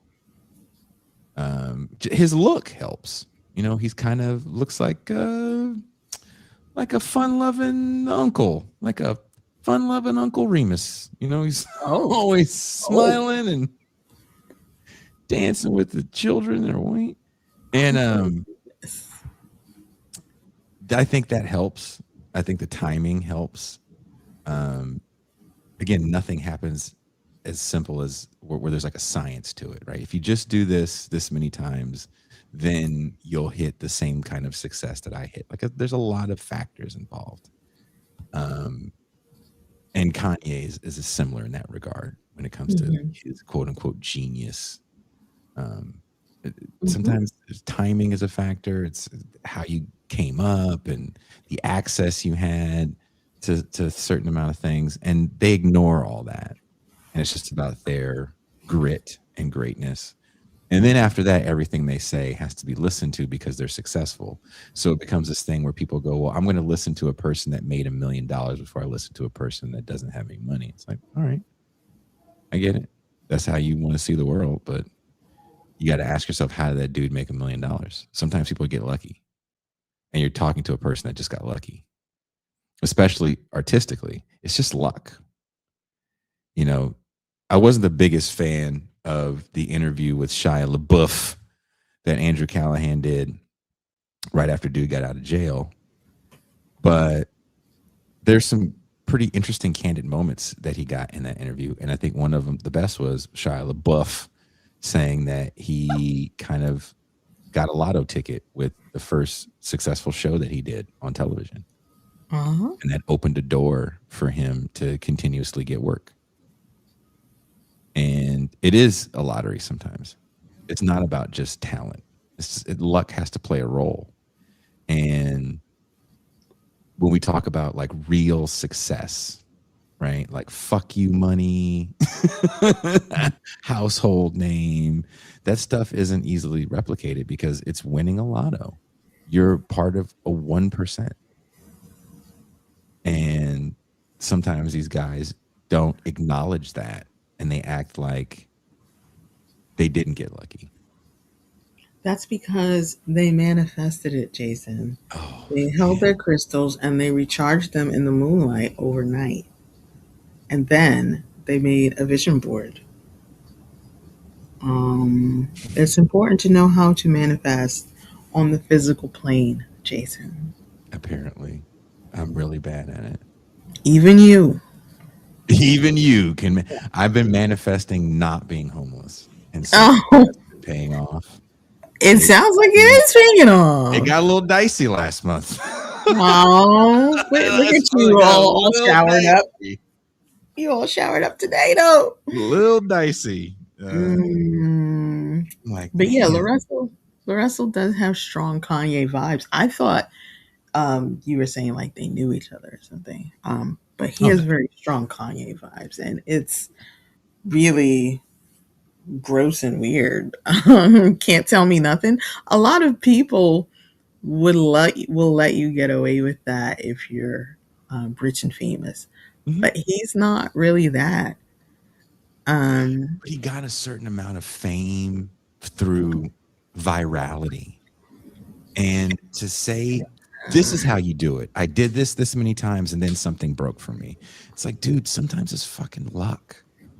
but also, this is a case of not all press is good press, because this was not good press. This turned a lot of people who probably otherwise would support him off for religious reasons, and people feel really good about being turned off to somebody for religious reasons. It's like, oh, I have to. Yeah. Yeah. And if you think about all the horrible things that people, they think about all the horrible things that I've said. Jesus Christ. You're mad at that kid for that stupid shit. It wasn't, I think intent means a lot. And I'm trying to finish this thing. I keep telling myself I'm going to finish it, and then I erased all these like 1,000 words and started writing in on this thing I'm writing about. Kind of, it's called "Is the Music in the Blood?" And it opens with a chapter called "Bigger and Blacker," and I'm talking about Jack Harlow with his I went blacker statement. And we've kind of talked about this in the Champagne Room before. For those that are watching right now or listening later, this is a little bit of what the Champagne Room can be like. This is a free champagne. We will be wrapping up soon, because I do want to go to movie night, because I know it's getting late for people that have regular What's the works. movie? Red Dawn. Oh, you did say you really wanted to watch that. Yeah, Red Dawn. Because Bill Cody is like, I was in it. We can pause it. Okay. Bill Cody's gonna do a trivia. And we can't be too like, because Bill Cody's not a spring chicken anymore. You know, Bill is a grown ass man. It's No retired. problem. We're concerned about his hips. Exactly. Again, he can't fall. Nope, can't fall. We'll break Bill Cody's Humpty Dumpty. But when you watch the interview with Jack Harlow, where he makes the comment that I got blacker, the people that are interviewing him don't seem to have a problem with it as well, They sure don't. because they understood what he was saying. And what they asked him beforehand was, you didn't do, or no, I think they asked him, they said, do you think white rappers have more of a freedom to leave the genre than black rappers? Which I thought was a stupid question, because it's also assuming that all rappers just rap. Like, that's just your role in life. Like, we need more raps, nigga boy. Yes, boss. I was making the raps for you, boss. I don't know. Sometimes they ask questions because they want you to say something. Sometimes people aren't that bright. That too. Let's start there. Mm-hmm. And just because you have a nice mic set up and cameras, and the New York Times is doing your podcast, that doesn't mean they're going out and getting the best and brightest. They're just getting the guys that wrote some good articles to them. And that doesn't mean that these people know how to have a conversation, or that you'd even want to talk to them, or they even find people interesting. So that they even find him interesting. Some people get starstruck by fame. You're going to be a horrible interviewer.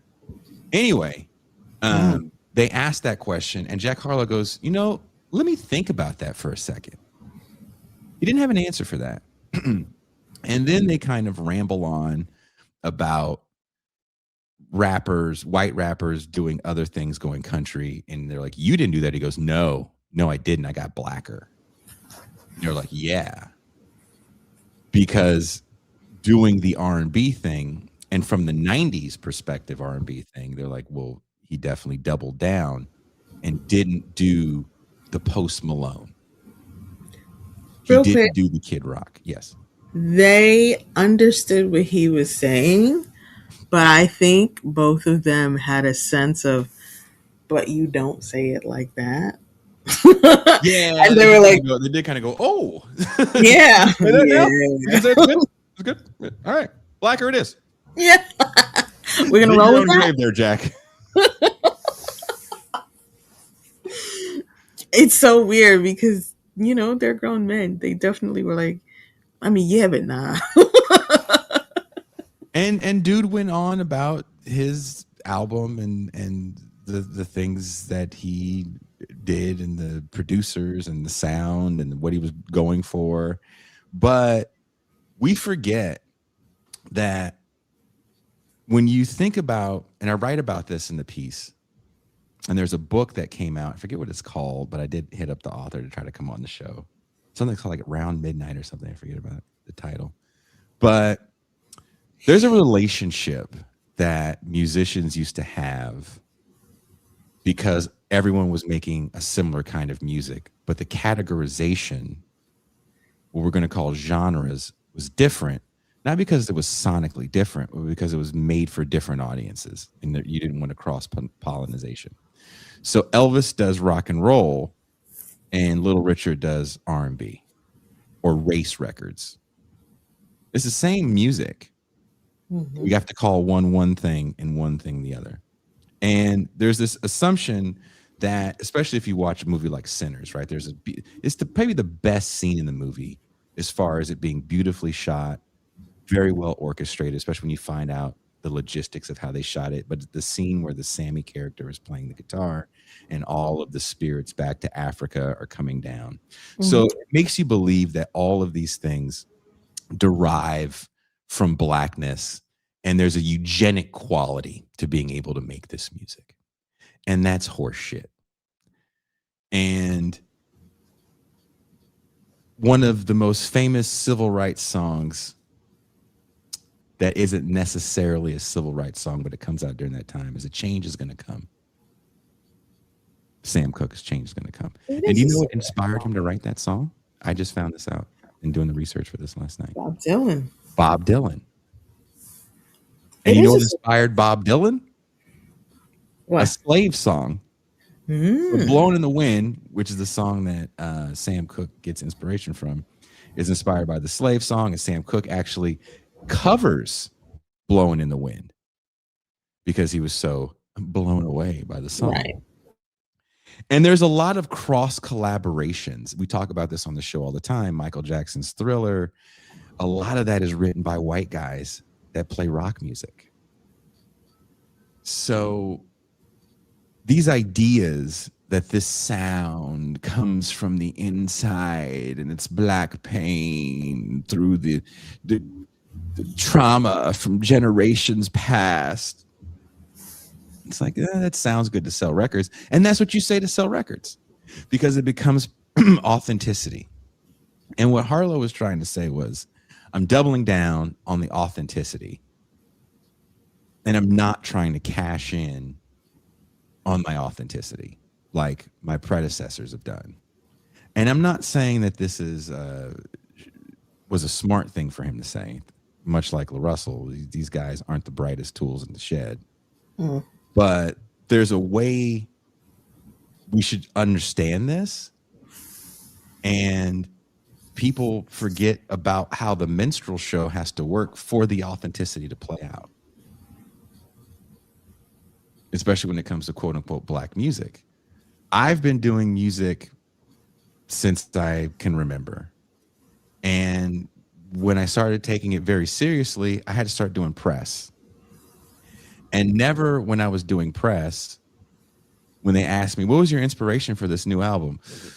I got whiter, a lot whiter on it. You know, I doubled down on the whiteness, just really started listening to a lot of Skinner.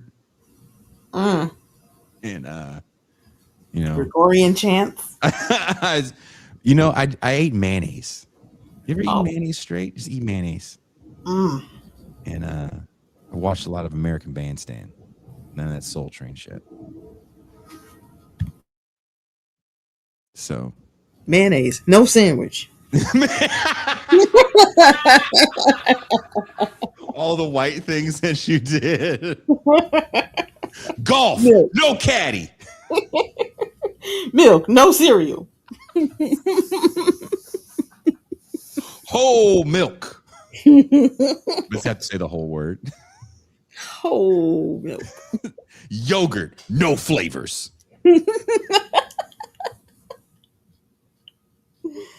I didn't even get Thai food, Chinese food.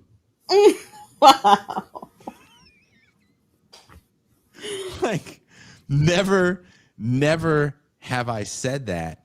And if I did say that,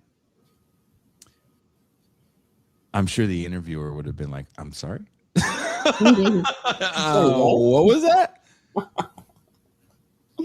Right. So Black music has been gatekept because authenticity is for sale. And we've been sharing that's what culture is.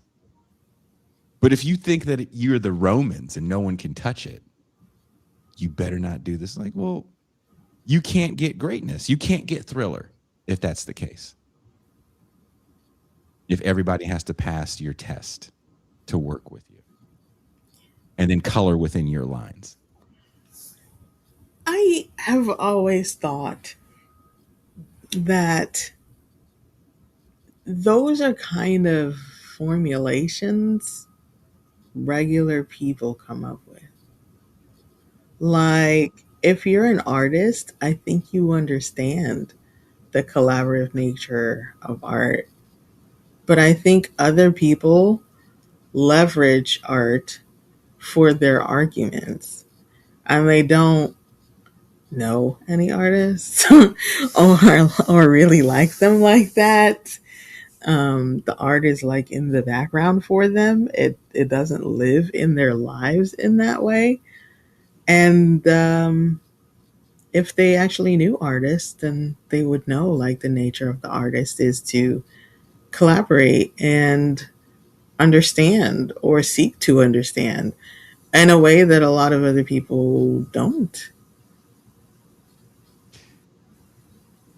One of the blackest songs I can think of, and I mean this in the most stereotypical way, as people talk about a magical cookout where apparently the food's all supposed to be good. Boogie Nights, to me, is like the ultimate song that The song, yeah. right, there's a handful of these songs, right? That are multi-generational. And it comes on, got to keep on dancing. The white guy wrote that. Okay. And if we go back to Thriller, which is a bit kind of a departure, right, from Off the Wall, because it's a sonic adventure that Michael Jackson and Quincy Jones are trying to take to capture a new market, because they understand that rock music is the dominant music. And with all the success they had with Off the Wall, I believe that sold like 10 or 11 million records, they still couldn't get on MTV because MTV is like, we're a rock station. So they were playing people like Prince. There's so many effed off fake stories that people have about MTV and who are the black people they played and didn't play. They totally X out Prince. They act like Prince never was on there until Michael Jackson hit with Thriller, and it's just not true. But having Eddie Van Halen on a song in 1982 was a game changer, and then bringing in a band like Toto again to help write those songs. Human Nature, is written by the piano player from Toto. It's a beautiful song that would be written by a piano player. and listen to his version of it, because there's a demo version you can hear, and Michael's singing it just like him. So these ideas that we have about authenticity are just selling points at a certain point. And there's just so much, and I hate to use the term gatekeeping, but it's really what it is. And you have to, don't let them, it's like, is it stealing, or does this person just have a bigger market share than you? There's nothing you can do about it. There's nothing you can do about it. All these K-pop people are just biting off 90s R&B. All right. Okay. What do you want me to do about it? Want me to beat them up? It's their thing. And they have an audience and a market you were never going to get into and didn't care to get into.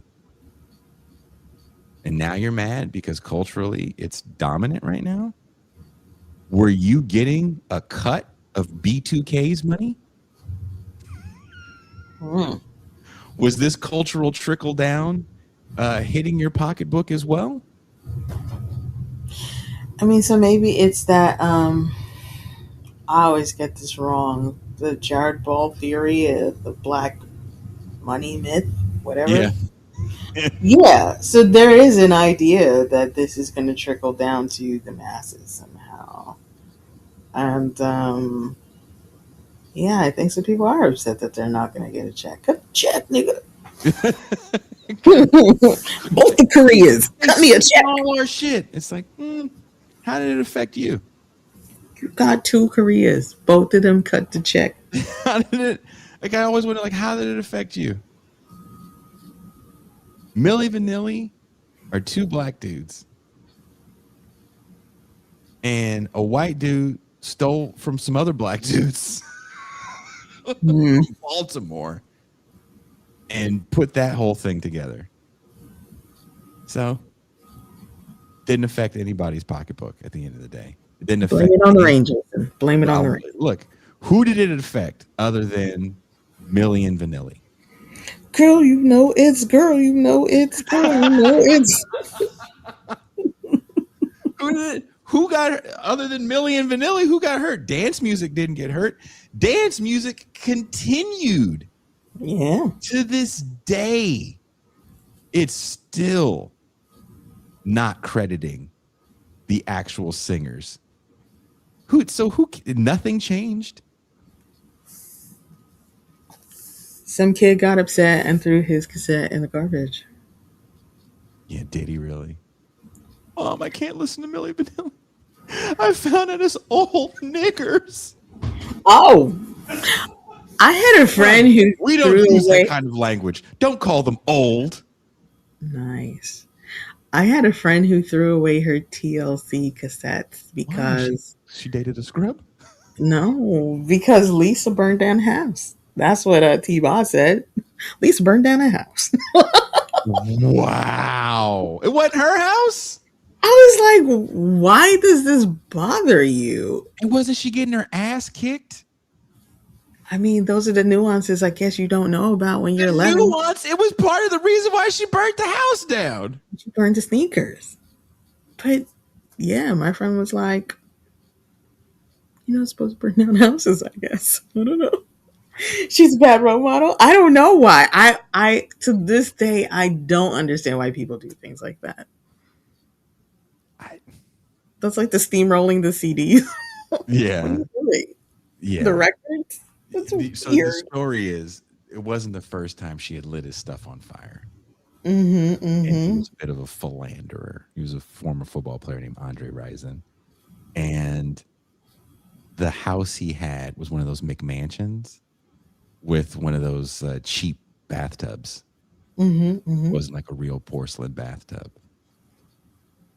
And she had no idea that it was flammable because, let's be honest, who the fuck lights candles in the bathtub? Like in it when it's dry. Yeah, that's weird. So, and his clothes were, definitely like rayon. Just a rayon polyester blend. Shit. So when she tells the story, it's you don't want to laugh because that man's whole house did go up in flames. She was like, "Oh shit!" Because she said the flame it was real quick and it engulfed that bathroom very quickly, and of course the rest is history as far as his house goes. But he wasn't a nice man to her, and not just the infidelity, but apparently there was some physical abuse as well, and she had enough. And, it wasn't like, Terry McMillan made a whole living out of nigga shit and blowing up cars. And that was a great scene. It's a cliche now in some of these movies. Iconic. Yeah, Angela Bassett, right? Yeah. Mm. I'm leaving you for a white woman. All those movies are the same. It's like, honey, Let's look at our house that I helped you build while I worked 18 jobs while you got your doctorate to give us all this wealth. And now I have all this wealth. We together have wealth. And I'm wearing a peg skirt and heels. Always. And then he walks in. Old black bitch, I am leaving you for younger white heifer. For I am dark and evil.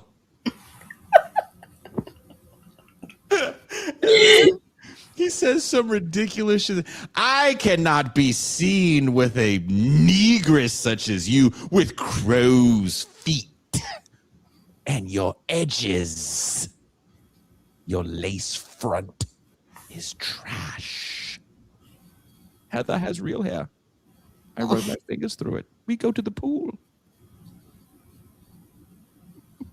And she's She like, can I get was her your hair lover and your secretary.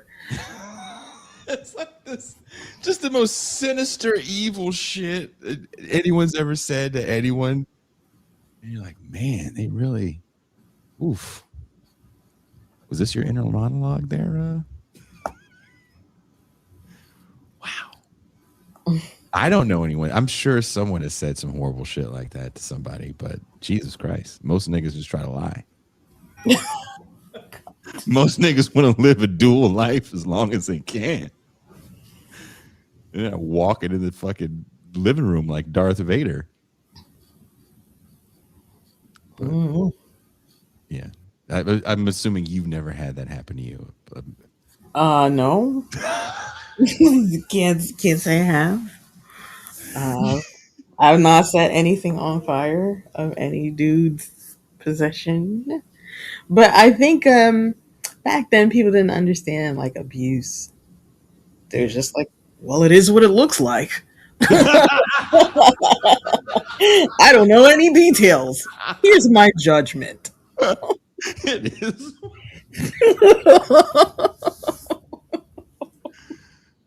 I feel so bad because the first hour of the show was so right on. And we really quietly soft shoot our way into a free champagne room for everybody. We did. We did. Okay, well, sell champagne now. What is the champagne room and how do people get in? The champagne room is behind a paywall experience for all the TIR patrons and paid YouTube subscribers. Wherever you are watching or listening to this show later, there's a link in the description. If you enjoy conversations like this, if you want to join in on conversations like this, there's only one way. Become a patron or a paid YouTube subscriber. The access is all yours. We have a lot of things we keep behind that paywall right now. We have the weekly TIR newsletter that MToussaint convinced me, don't put it on Substack, keep it behind the wall. Right now we're kind of having a conversation about the upcoming crisis papers that I just haven't finished writing yet. So that is some of the good stuff. And you make sure that we can keep doing this show and having people like Cuba come on and Bajlan and who else is part of the gang? Quinn and Stefan and it's Quinn's birthday today. Right. Quinn turn. Someone says, hey, Jason, with the release of Alex Cox's last movie, any chance we can get him on movie night to watch it? Yes, there is a great chance we can do that. All this stuff happens because you guys support this crazy creative endeavor that we have here. A bunch of internet misfits, and you guys all get to play in the pool where we're just peeing in it. We're just constantly peeing in the pool.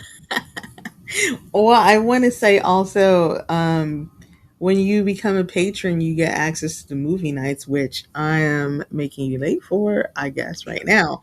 But the thing about the movie nights is that Jason does pause the movie sometimes. And then everybody talks about the movie. So it's not this thing where it's like the host and the co-host and the guests are elevated on some stage and then you're down here and you only participate so much. No, you can talk as much as you want, Snack Weight. when when we do those nights, when we do the movie nights and when we do the Google meetups and stuff, Right.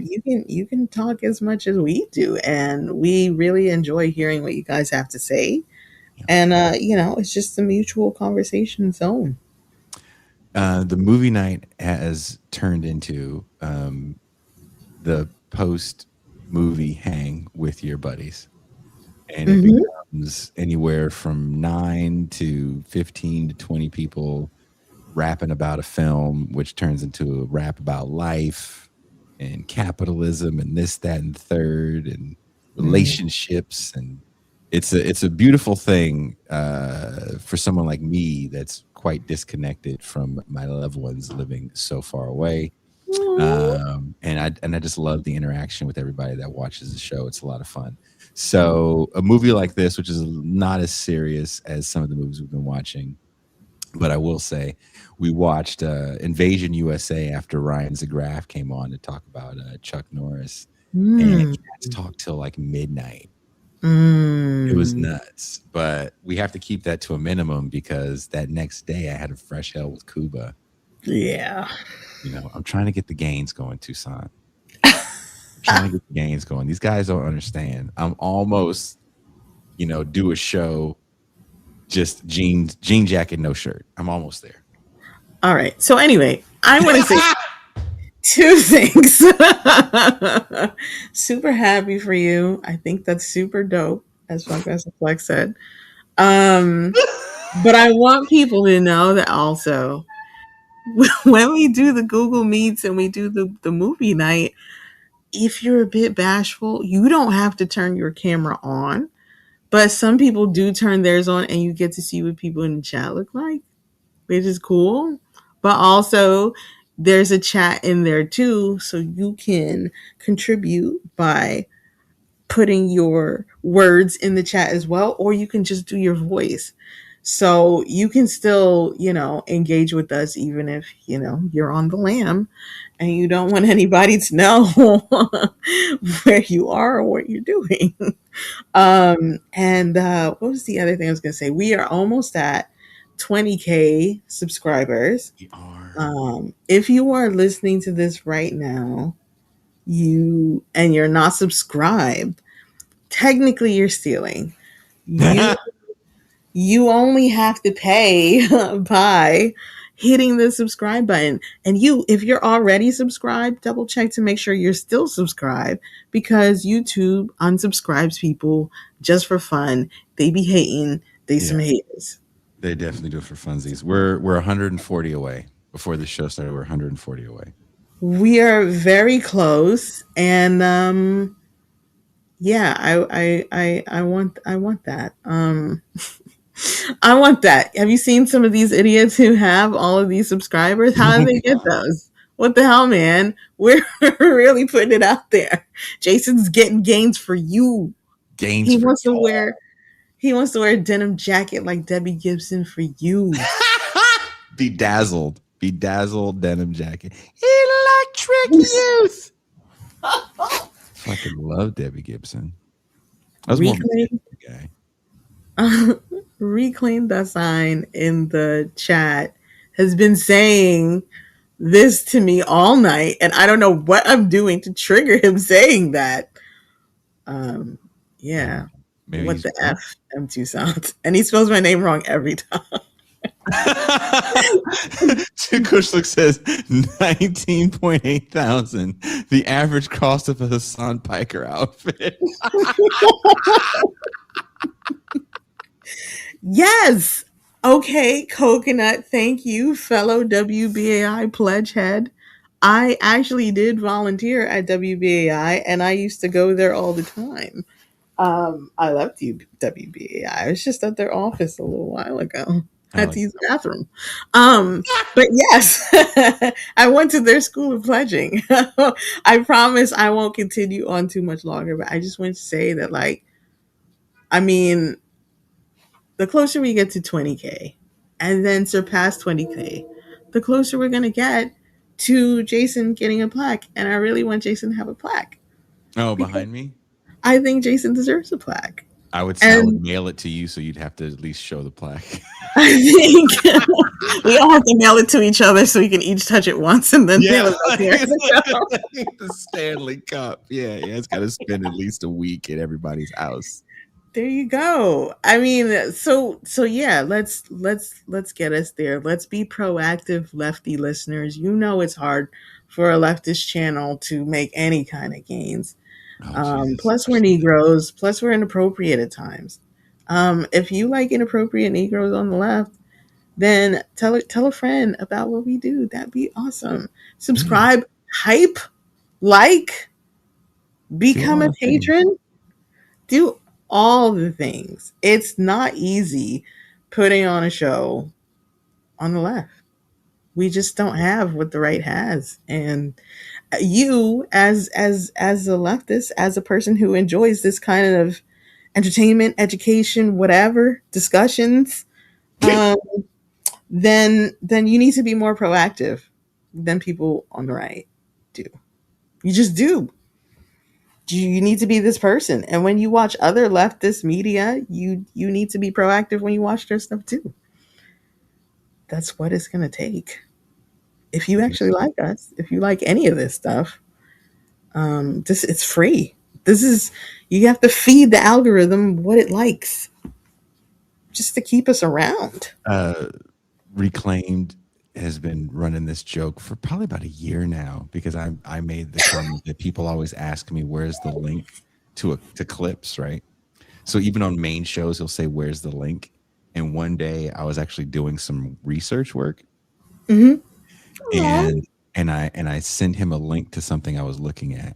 And I didn't think he was looking at it, and so now when if I see him comment where's the link, I'll send him a link to something that I'm working on. I'm sure this poor man is like, oh my God, what is wrong with this man? I have seen you two do that with each other in the comments for a while now. Where's the link? And then you send him some outrageous gonzo link. And then he's like, oh my gosh, what a terrible day to have eyes. Yeah, like, hey, this is what I'm working on right now, brother. This is what I'm working on. I sent him a movie. God, I hate you so much for making me talk. I sent him. You're not. You are doing it with your fucking MToussaint Sith powers. I was watching a movie to see if I should do it for movie night, and ever since we did Life is Hot in Cracktown, there's a few movies that I have to screen beforehand, right? Because that one was so like, oh, they peed on her. Oh, remember you said you were like, why is it raining? I did not understand because it made no sense. I was thinking about it the other day too, and I was like, well, why would you write that into the script? Like, they're like, what's the most outrageous thing we can think of? She's on a dirty mattress. What else could go wrong? Hey, you want to come see what a bunch of dicks? No, you will now, bitch. Whoa, this isn't the movie I signed up for. Really? So I was reading about this film that John Sayles wrote. That this is a great film, blah, blah, blah. And it's called Wild Thing. You ever heard of it? I don't think so. It's got an all-star cast. It's about this kid. He's like he's like 3, and his parents are hippies, and it's 1969, and they're driving in their like hippie Volkswagen with their son doing hippie shit. And then the dad sees a hitchhiker, and the mom goes, that guy looks a little sketchy.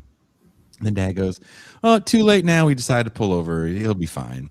And the sketchy guy gets in the van, and he doesn't end up being sketchy. And then the kids, just everything's normal. And all of a sudden they pull into New York City, because New York City apparently is where all the hippies went. I didn't know that. Thought they went to San Francisco, but I guess these hippies had a bad map. This fucked up ass hippie map. Or maybe they were going to Woodstock. That would have made sense. I don't know. Anyway, true. The guy that gets in their car apparently has a bunch of drugs on him that he stole from some biker gang. And the guy that heads the biker gang is one of the Fratellis from the Goonies. If you remember Goonies, the bad guys, he's the guy with the pits in his face. He was that Fratelli, and he ends up killing the man in front of the family, and then he kills the family, but the kid was hiding, and they don't know the kid's there. And the kid runs out, and he escapes, like because a 3-year-old all of a sudden can outrun 2 grown men, and he's rescued by a crazy homeless woman.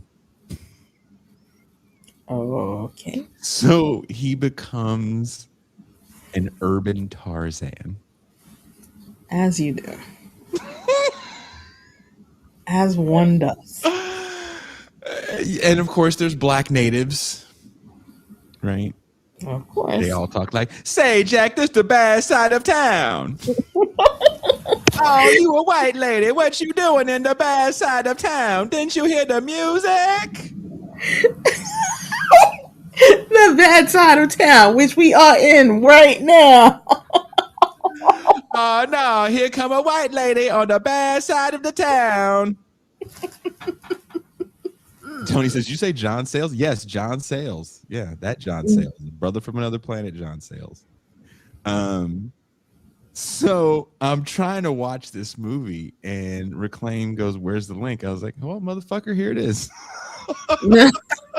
There's the link right here. God damn it. And I never know if he actually clicks it. And he actually, sometimes he'll write a response, and he was like, "What the fuck did you send me?" So funny.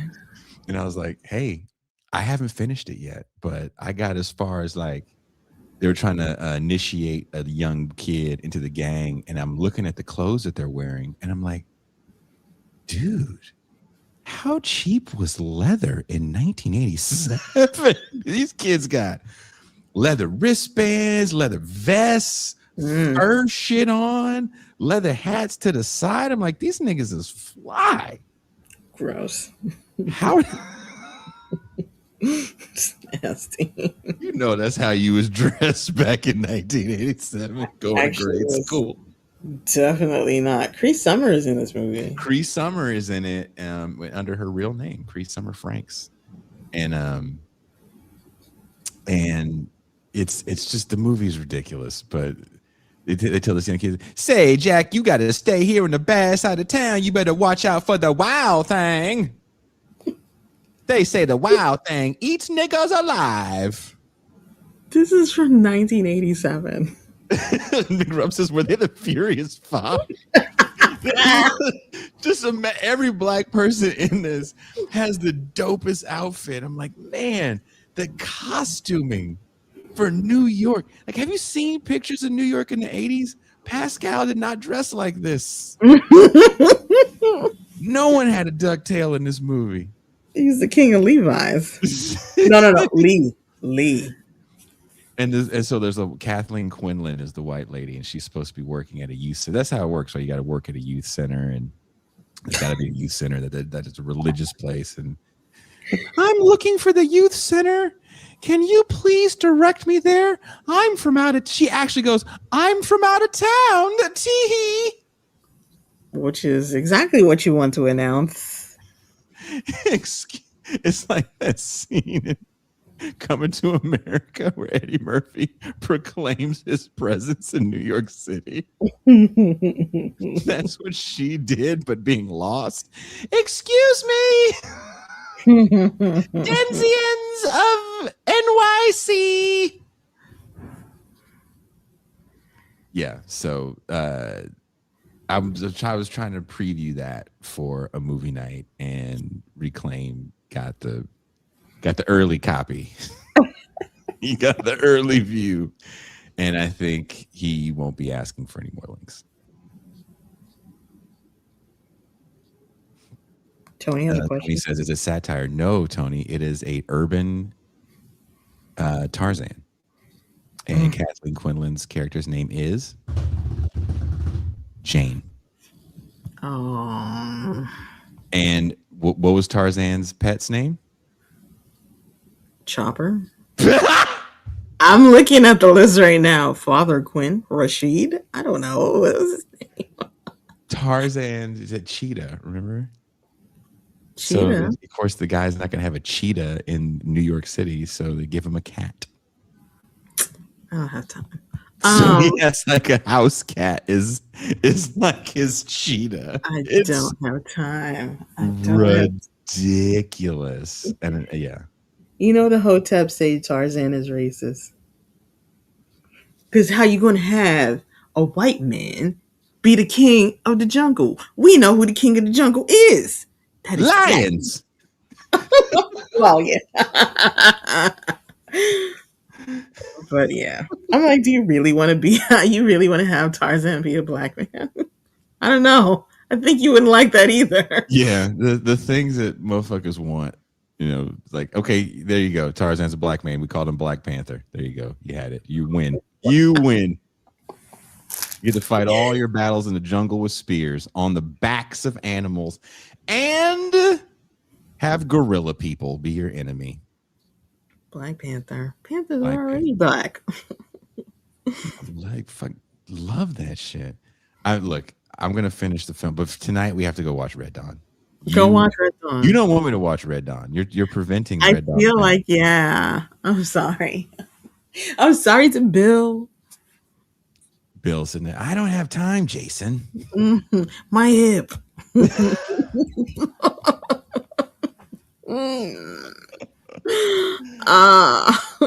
Can we just give a shout out to Bill Cody for just being fucking awesome?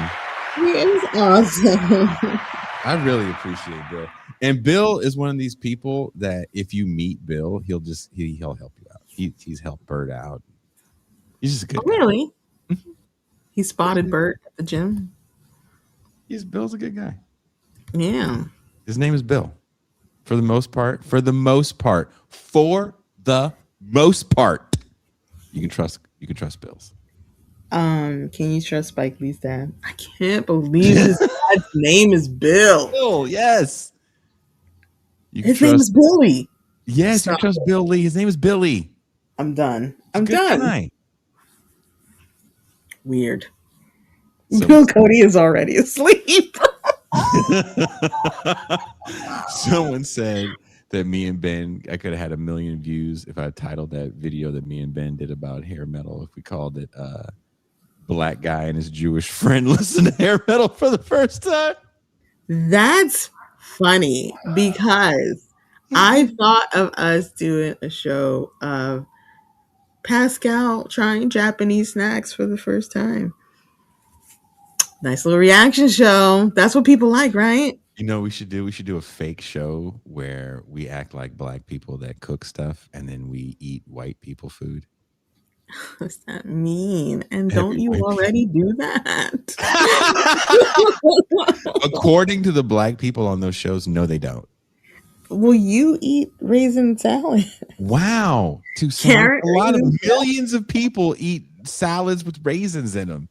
Okay? I thought you were going to be like, wow, Toussaint, that was a secret. Like, no, it's not a secret. I'm not ashamed of the salad. I'm upset with the way you guys try to tarnish something so beautiful and pure as the carrot raisin salad. It's simplicity at its finest. It's good for you. It helps with your digestion. If you don't have raisins, you can use prunes. Where'd you leave your prunes? They're next to your AARP card.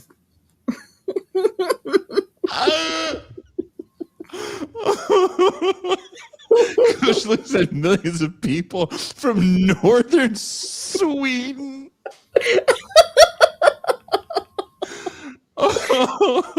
That's funny.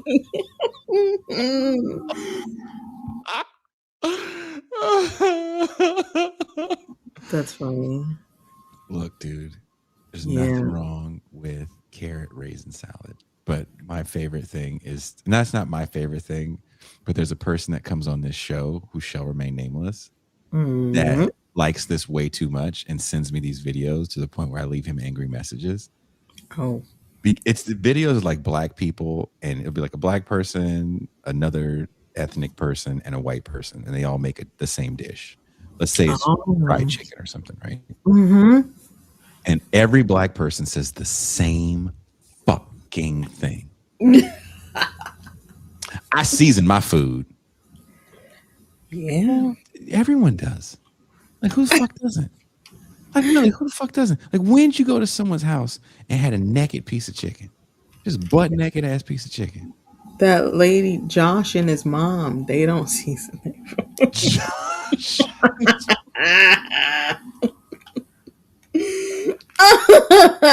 Social media. like, come on, man. Like, you really believe that you mixing a bunch of different seasoned salts together to make some salty monstrosity equals great cooking? It has nothing to do with cooking. It has everything to do with your high blood pressure. Oh. It's so frustrating. And one time they did one of those, and the lady was eating her own food and was like, this is nasty. This is bland. This is the white person, isn't it? And they were like, no, it's yours. Wow. Yes. Yeah, I mean, I understand. A lot of those people, they fix their face to say the same thing every time. Every fucking time. Like, this isn't seasoned very good. It's like, man, shut the fuck up. Shut the fuck up. Shut it. You can't put Lowry's on everything. Oh. Fucking Lowry, Tony Satchery ass motherfuckers. On everything. Larry's all in your eggs. You want Lowry's all in your eggs, on the donuts, on the biscuits.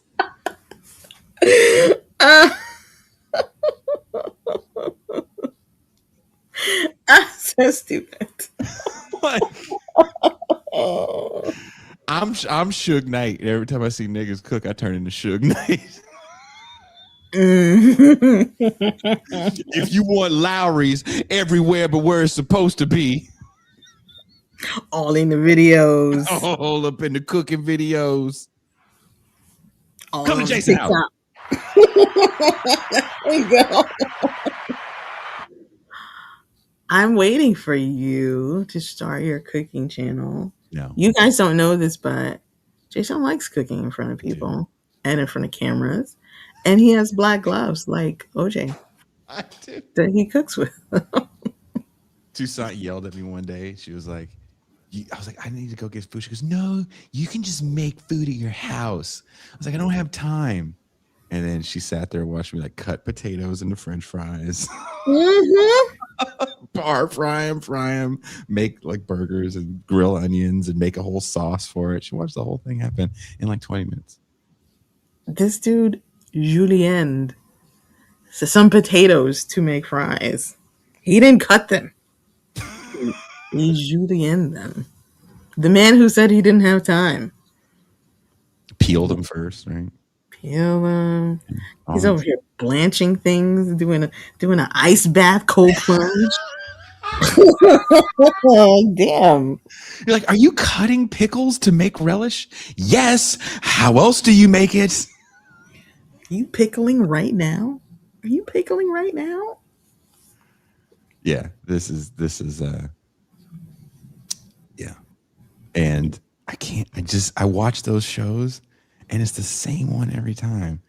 And you would think these people, like, you go to their house and it's like, oh, did I ever tell you about the time? I'm so mad at you, but I have to tell you this. Did I tell you? I think I told you this before. I won't say where I was, but I was at somebody's house and they were like, we having tacos. So we had to go over to this person's house for tacos. And I had never seen taco meat that was orange. And, whoa, it frightened me. And it had everything smelled weird. And so I was like, oh, maybe this is like some kind of ground turkey, maybe. And so I'm making my it's like old El Paso shells, right? This is that kind of taco night. And I'm like, what is this turkey? Are we eating turkey tacos? And he goes, nah, I put turmeric in it. I was like, I was about to say. oh, that's stupid. It really is. It really is. Like, that wasn't smart. But again, Yeah. I season my food. Yeah, you do. With a shit ton of fucking salt. You put salt with more salt. And now your hands are orange. And so and then you were like, you had turmeric. And for no reason whatsoever. You were like, you know what this needs? A whole bunch of this. Curry tacos for everyone. It just tasted like salty fuck shit. And I was like, this is gross. This is so gross. And it doesn't make sense. You were just mixing shit. You're like a little kid with paint. Salty fuck shit is going to be my new Twitter handle. Someone said I was going to guess ground up Doritos. That would have been like, oh, that's a change. Like I would have been like a wiper, like, oh, that's interesting. Yeah. And look, sometimes you try to get experimental with stuff and it doesn't hit. I get it. We've all failed. I live alone, so all I do is fail in cooking. Right? You try to do something creative. But where did the idea to put, you just saw a spice and was like, if I put cumin in, why can't I put turmeric in? I got salt, garlic salt, seasoned salt, taco seasoned salt, celery salt, onion salt, onion powder. Jesus Christ. Where's the meat go? Is there any meat here? It's only powder in this taco. Man, this Johnson & Johnson's? What the fuck is wrong with this?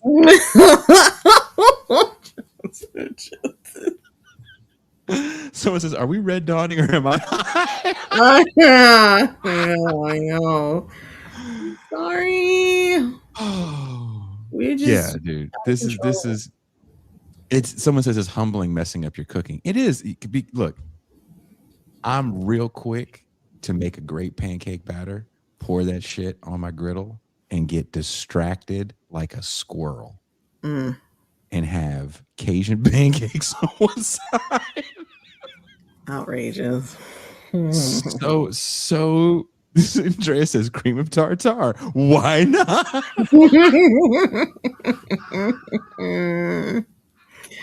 Some adobo on it. just like my dad would do goofy shit like that even before the dementia. You go in his cabinet looking for like paprika, and he just had, because there was an outlet mall down the way from where he lived in his last house that he had, and it was a Harry and David's was there, and they sold like cheese plates, like outlet sized cheese and cheesecakes, and they had these spice mixes, and he had all, like, anytime he traveled, it's like the motherfucker would look for one of those goofy spice mixes where it's like one container, but it's like a little each side, and it's all a mix of something. It's never like one thing. So like trying to find like paprika was like, I think this combination of spices has paprika in it. We'll just use that. All right. It's like Russian roulette. You're spinning the chamber. Maybe paprika will come out. No, you don't have kosher salt, just that iodized shit. This is what we're going to use. Just a lot. Okay, well. Look at you. Time for hypertension burgers. You don't want the iodized shit, as you said? Jason only does pink Himalayan. Thank you. with a sprinkle The of little thing where you got to get rid of this. you like to grind it yourself.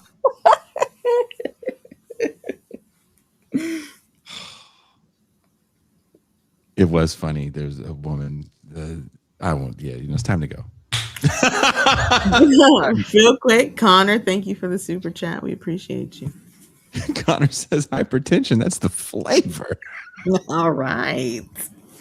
You know, Tasting you guys love doing crazy shit with your food.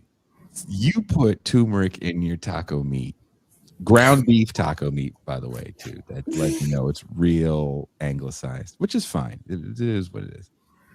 If you know what you're doing, you can make it taste right.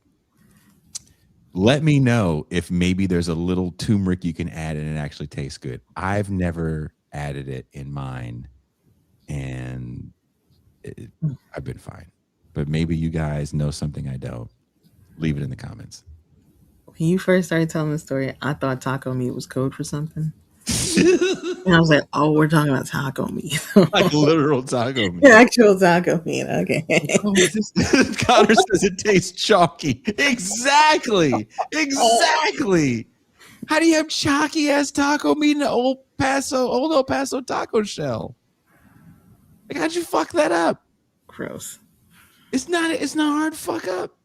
If you are doubting or you want to get fancy, just go get a packet of taco seasoning. And then throw the packet away so no one sees it. And they go, oh, wow, this tastes really good. Turmeric again?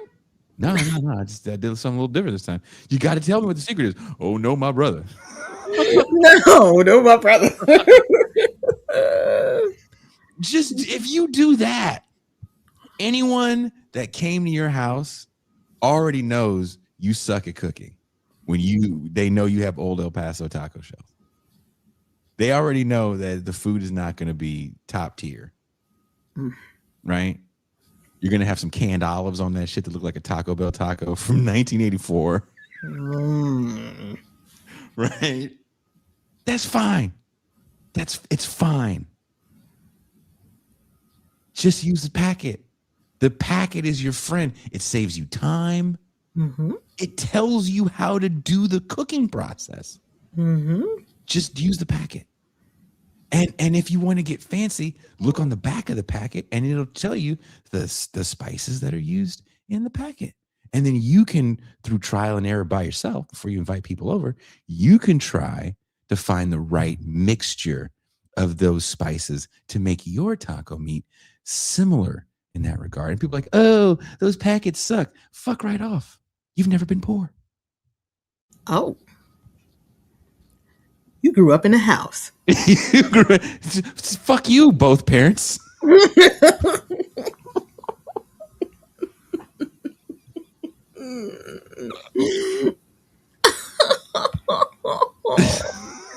I just want to say, Kush looks at Taco Meat Tuesdays on TIR. When I was a mod, I had a whole spreadsheet of things that I would put in the chat, and that was one of them. Taco Meat Tuesdays? Yes, Taco Meat Tuesdays with Jason. Yeah, Connor's like, some people, ramen, no packet. Some people learn mixing ramen. That's how there's no packet. Someone was like, if I mix Oriental flavor with pork, smells like Thai food. Gus wants you to do the powdered cheese for the macaroni. Ooh. The orange at the bulk bin, he said. The bulk barn. Get the orange powdered cheese at the bulk barn, he said. If you go in someone's house, okay, here's I mentioned the packet as a starter to get you to understand different spices and the combinations. You can't go full packet. That's like going full Christian simpleton, like we talked about with LaRussell in the newsletter. Okay. You can't do that. You can't go full powdered everything. You're going to hurt yourself. By yourself, I mean your colon. Yeah. That's not where you want to be when Jesus comes. You can't. Be your own. Frank says, be your own packet. I like it. The best cookbook I ever got was who's the big Cajun guy? I can't think of his name. Oh, Looks like Dom DeLuise. yeah. It's not Emerald Lagasse. Who's No, that? he's kind I of know like the a guy. guy. I know, yeah. Anyway, he used to say, you'll find out what seasonings, what spices works for you. And when you find out what spices works for you, that's going to be your seasoning mix. So when I refer to seasoning mix or spice mix, that's what I mean. The spices and seasonings that work for you, and you understand how much of this you're going to need. Blah, blah, blah. Teaspoon, tablespoon, you'll figure it out through trial and error. Okay. And I'm real big about that. Like, even if you see me make barbecue, I don't really do stuff. I don't eyeball it. I have a measuring system that I've used over time because you want things to taste the same every time. Paul Prudhomme, thank you, Coco. And then I learned, I went to the South and I learned a lot of stuff in the South as well. So, Waffles, no syrup. Cereal, no milk. Cereal, powdered milk. Powdered milk. Powdered milk. I found a Mary Poppins doing that thing. Oh, And I post. I gotta check that out. That's in your story. Mary Poppins. I couldn't stop laughing. Stick of butter now. Yeah, I'm a big butter guy. But when you're just throwing shit in a pot, don't invite anybody over. Don't invite anybody over. Figure it out first. Try that shit out on yourself first before you invite people over. Because turmeric tacos is how you lose family and friends. Wow. It's how you lose trust. You lose trust. I can't trust you. Like you having we'll have a potluck. Ooh, what's that nigga bringing? I'll bring hey, can you bring the drinks, bruh? Oh, bring the cups and a napkin. Just bring the drinks.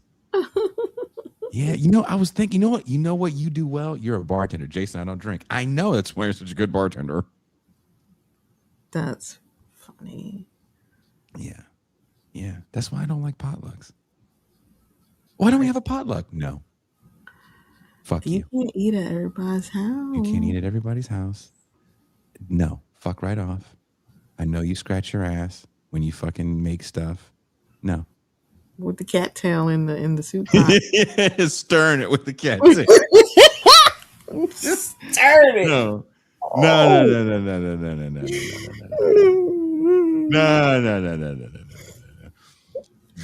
No pot.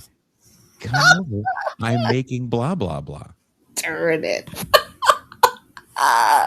Cooking it up in the crock pot. Right, Toussaint. It's like no. We're not gonna have a potluck. No potluck. Not at all. Connor said that's the flavor. No, just don't. I'm gonna cook. It's fine. There's gonna be 45 of us. That's okay. I've cooked for hundreds and hundreds of angry rednecks before. Regular people don't scare me. Regular people are so much easier to please, and none of you are gonna call me nigger in a negative way. Wow. In a negative way. It sounds like, wow, I've never been called a nigger at work. I was No. think about that for a second. I get called a nigger at work all the time because the nigger is implied. You got it.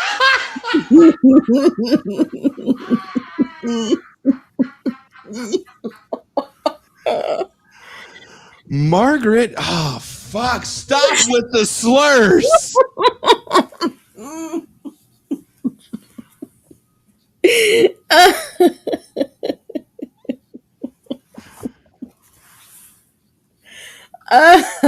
If we're lucky, there'll be like 35 signups for the champagne. Like, these people are really funny. I had a feel good first hour and this just a decadent roll in the hay in the second hour. Is that what this is? A decadent roll in the hay. Like, we joke about having a TIR get together at the house, and getting rid of the bed in here was a way to make sure that you people never stay here. Oh. But in all seriousness, like, We are actually planning a Thanksgiving thing. Really? Yeah, it'll be kind of like not the day of, but maybe the weekend. This is the first time hearing of it. Thanks. Oh, because you're coming down here, huh? Am I? I I don't mean, want no static. yeah, no, yeah. Come at Thanksgiving. Trying to get my mama deported. You're trying to? Well, maybe I should go there. Yes, Ice. Her name is Rosary MToussaint.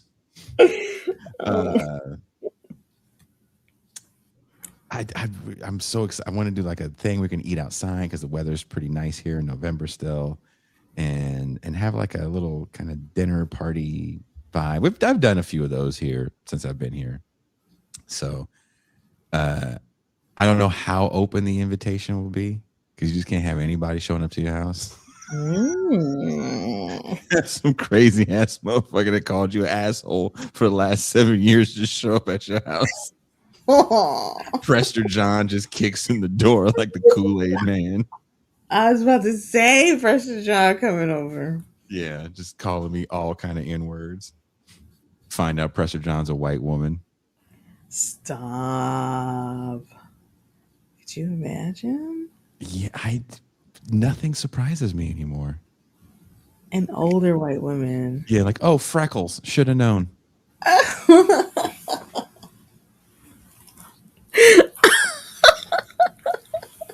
I got lost in San Diego trying to go to Conan's show because I was going to take I still have I still have like less than $200, but I didn't have a lot of money. And I'm like, okay, whatever money I spend, I might get stuck and have to take an Uber back to the border. And Jordan Dubin was like, there's a trolley you can take. And I've never taken a trolley. So I got on the wrong trolley. Okay. And I took the trolley all the way to the end and it wasn't far enough. And I'm just walking around San Diego and I was thinking to myself, man, where is Steve when you need him? Hey, he's getting a haircut. I know Steve always say stay sharpened up with the haircut. He was not in downtown San Diego when I needed him. You've met him before, right? No, I've never met Steve. Steve apparently is in San Diego. I was in San Diego. And I was like, oh man, I wish I knew any information, like even his email address. You two are the only two black dudes in San Diego. There were some homeless ones on this fucking No. I was like, oh, there's more than me today. Boosting the population. But yeah, I was heartbroken that we couldn't get Steve to come rescue me and come to the Conan show with me. But Ecoy was there and some other people that have been on the show before, so it was a good time. That sounds fantastic. Kushlik says, keep yourself safe, Steven. Don't give in.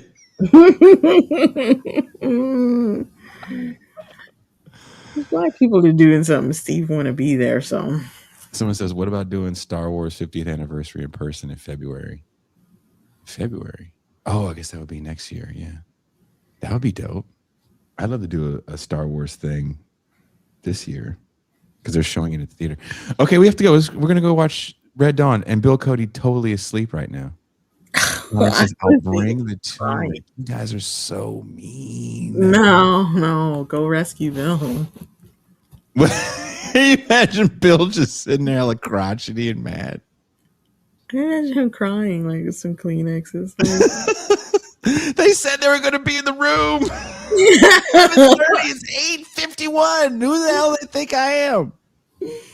I'm not Bill Cody from 30 years ago. This doesn't party all the time, Bill Cody.